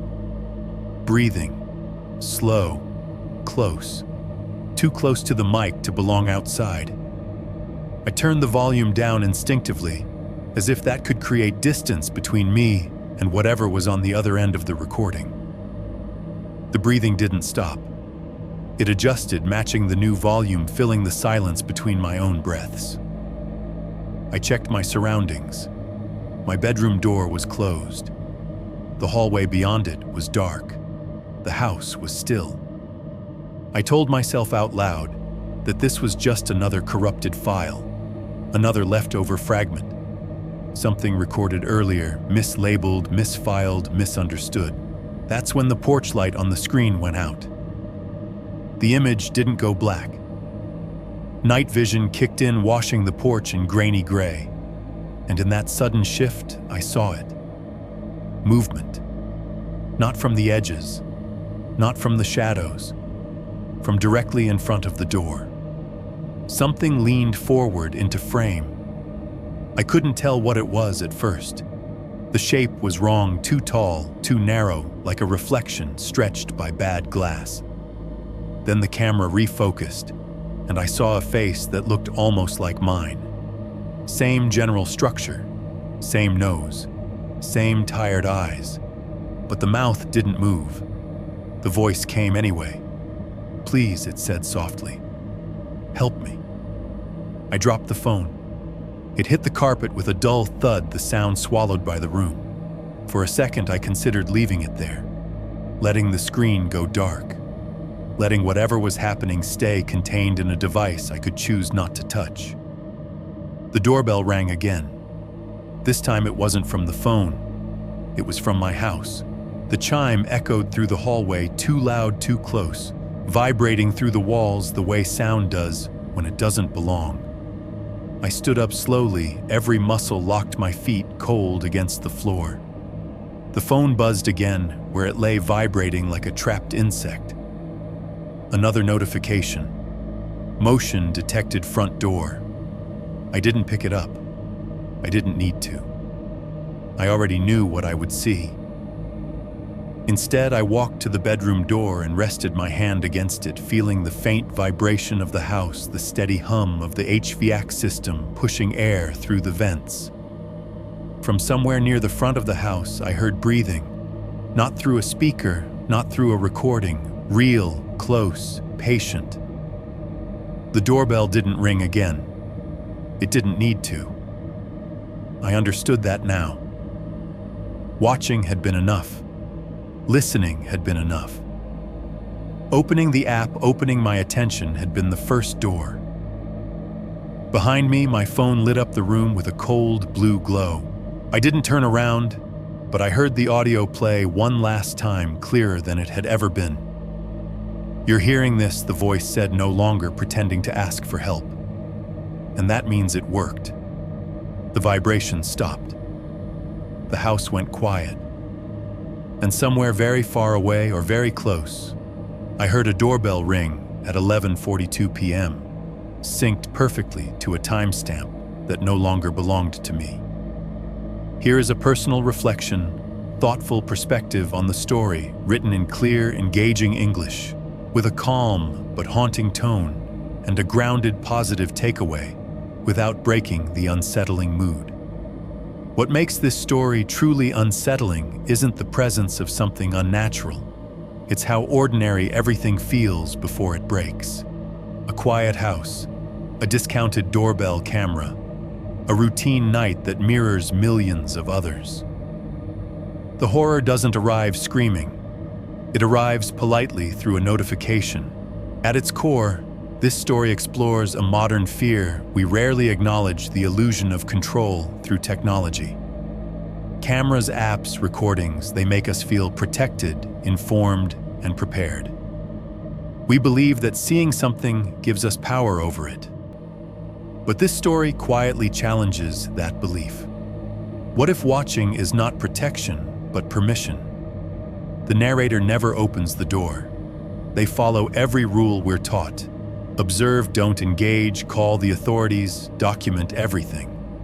And yet, the situation still escalates.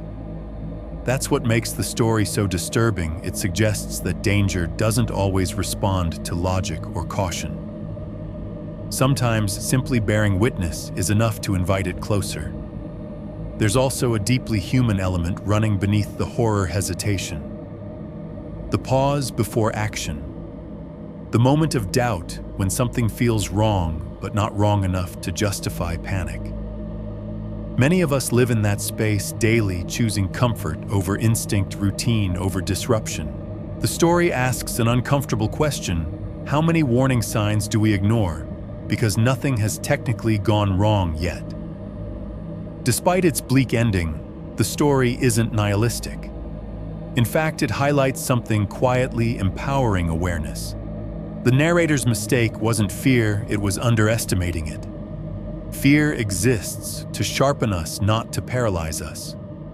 The story reminds us that listening to discomfort, trusting intuition, and acknowledging unease are not weaknesses. They are survival skills. Ultimately, this isn't just a story about a doorbell camera or an unexplained presence. It's about boundaries, what we allow into our lives, our homes, and our attention.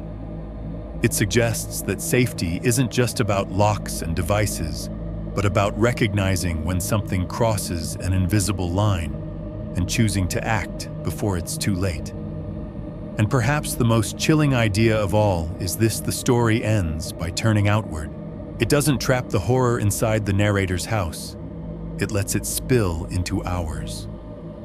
Not to frighten us senseless, but to make us more conscious, more alert, and more honest about the world we live in. Because sometimes the scariest stories aren't warnings about monsters.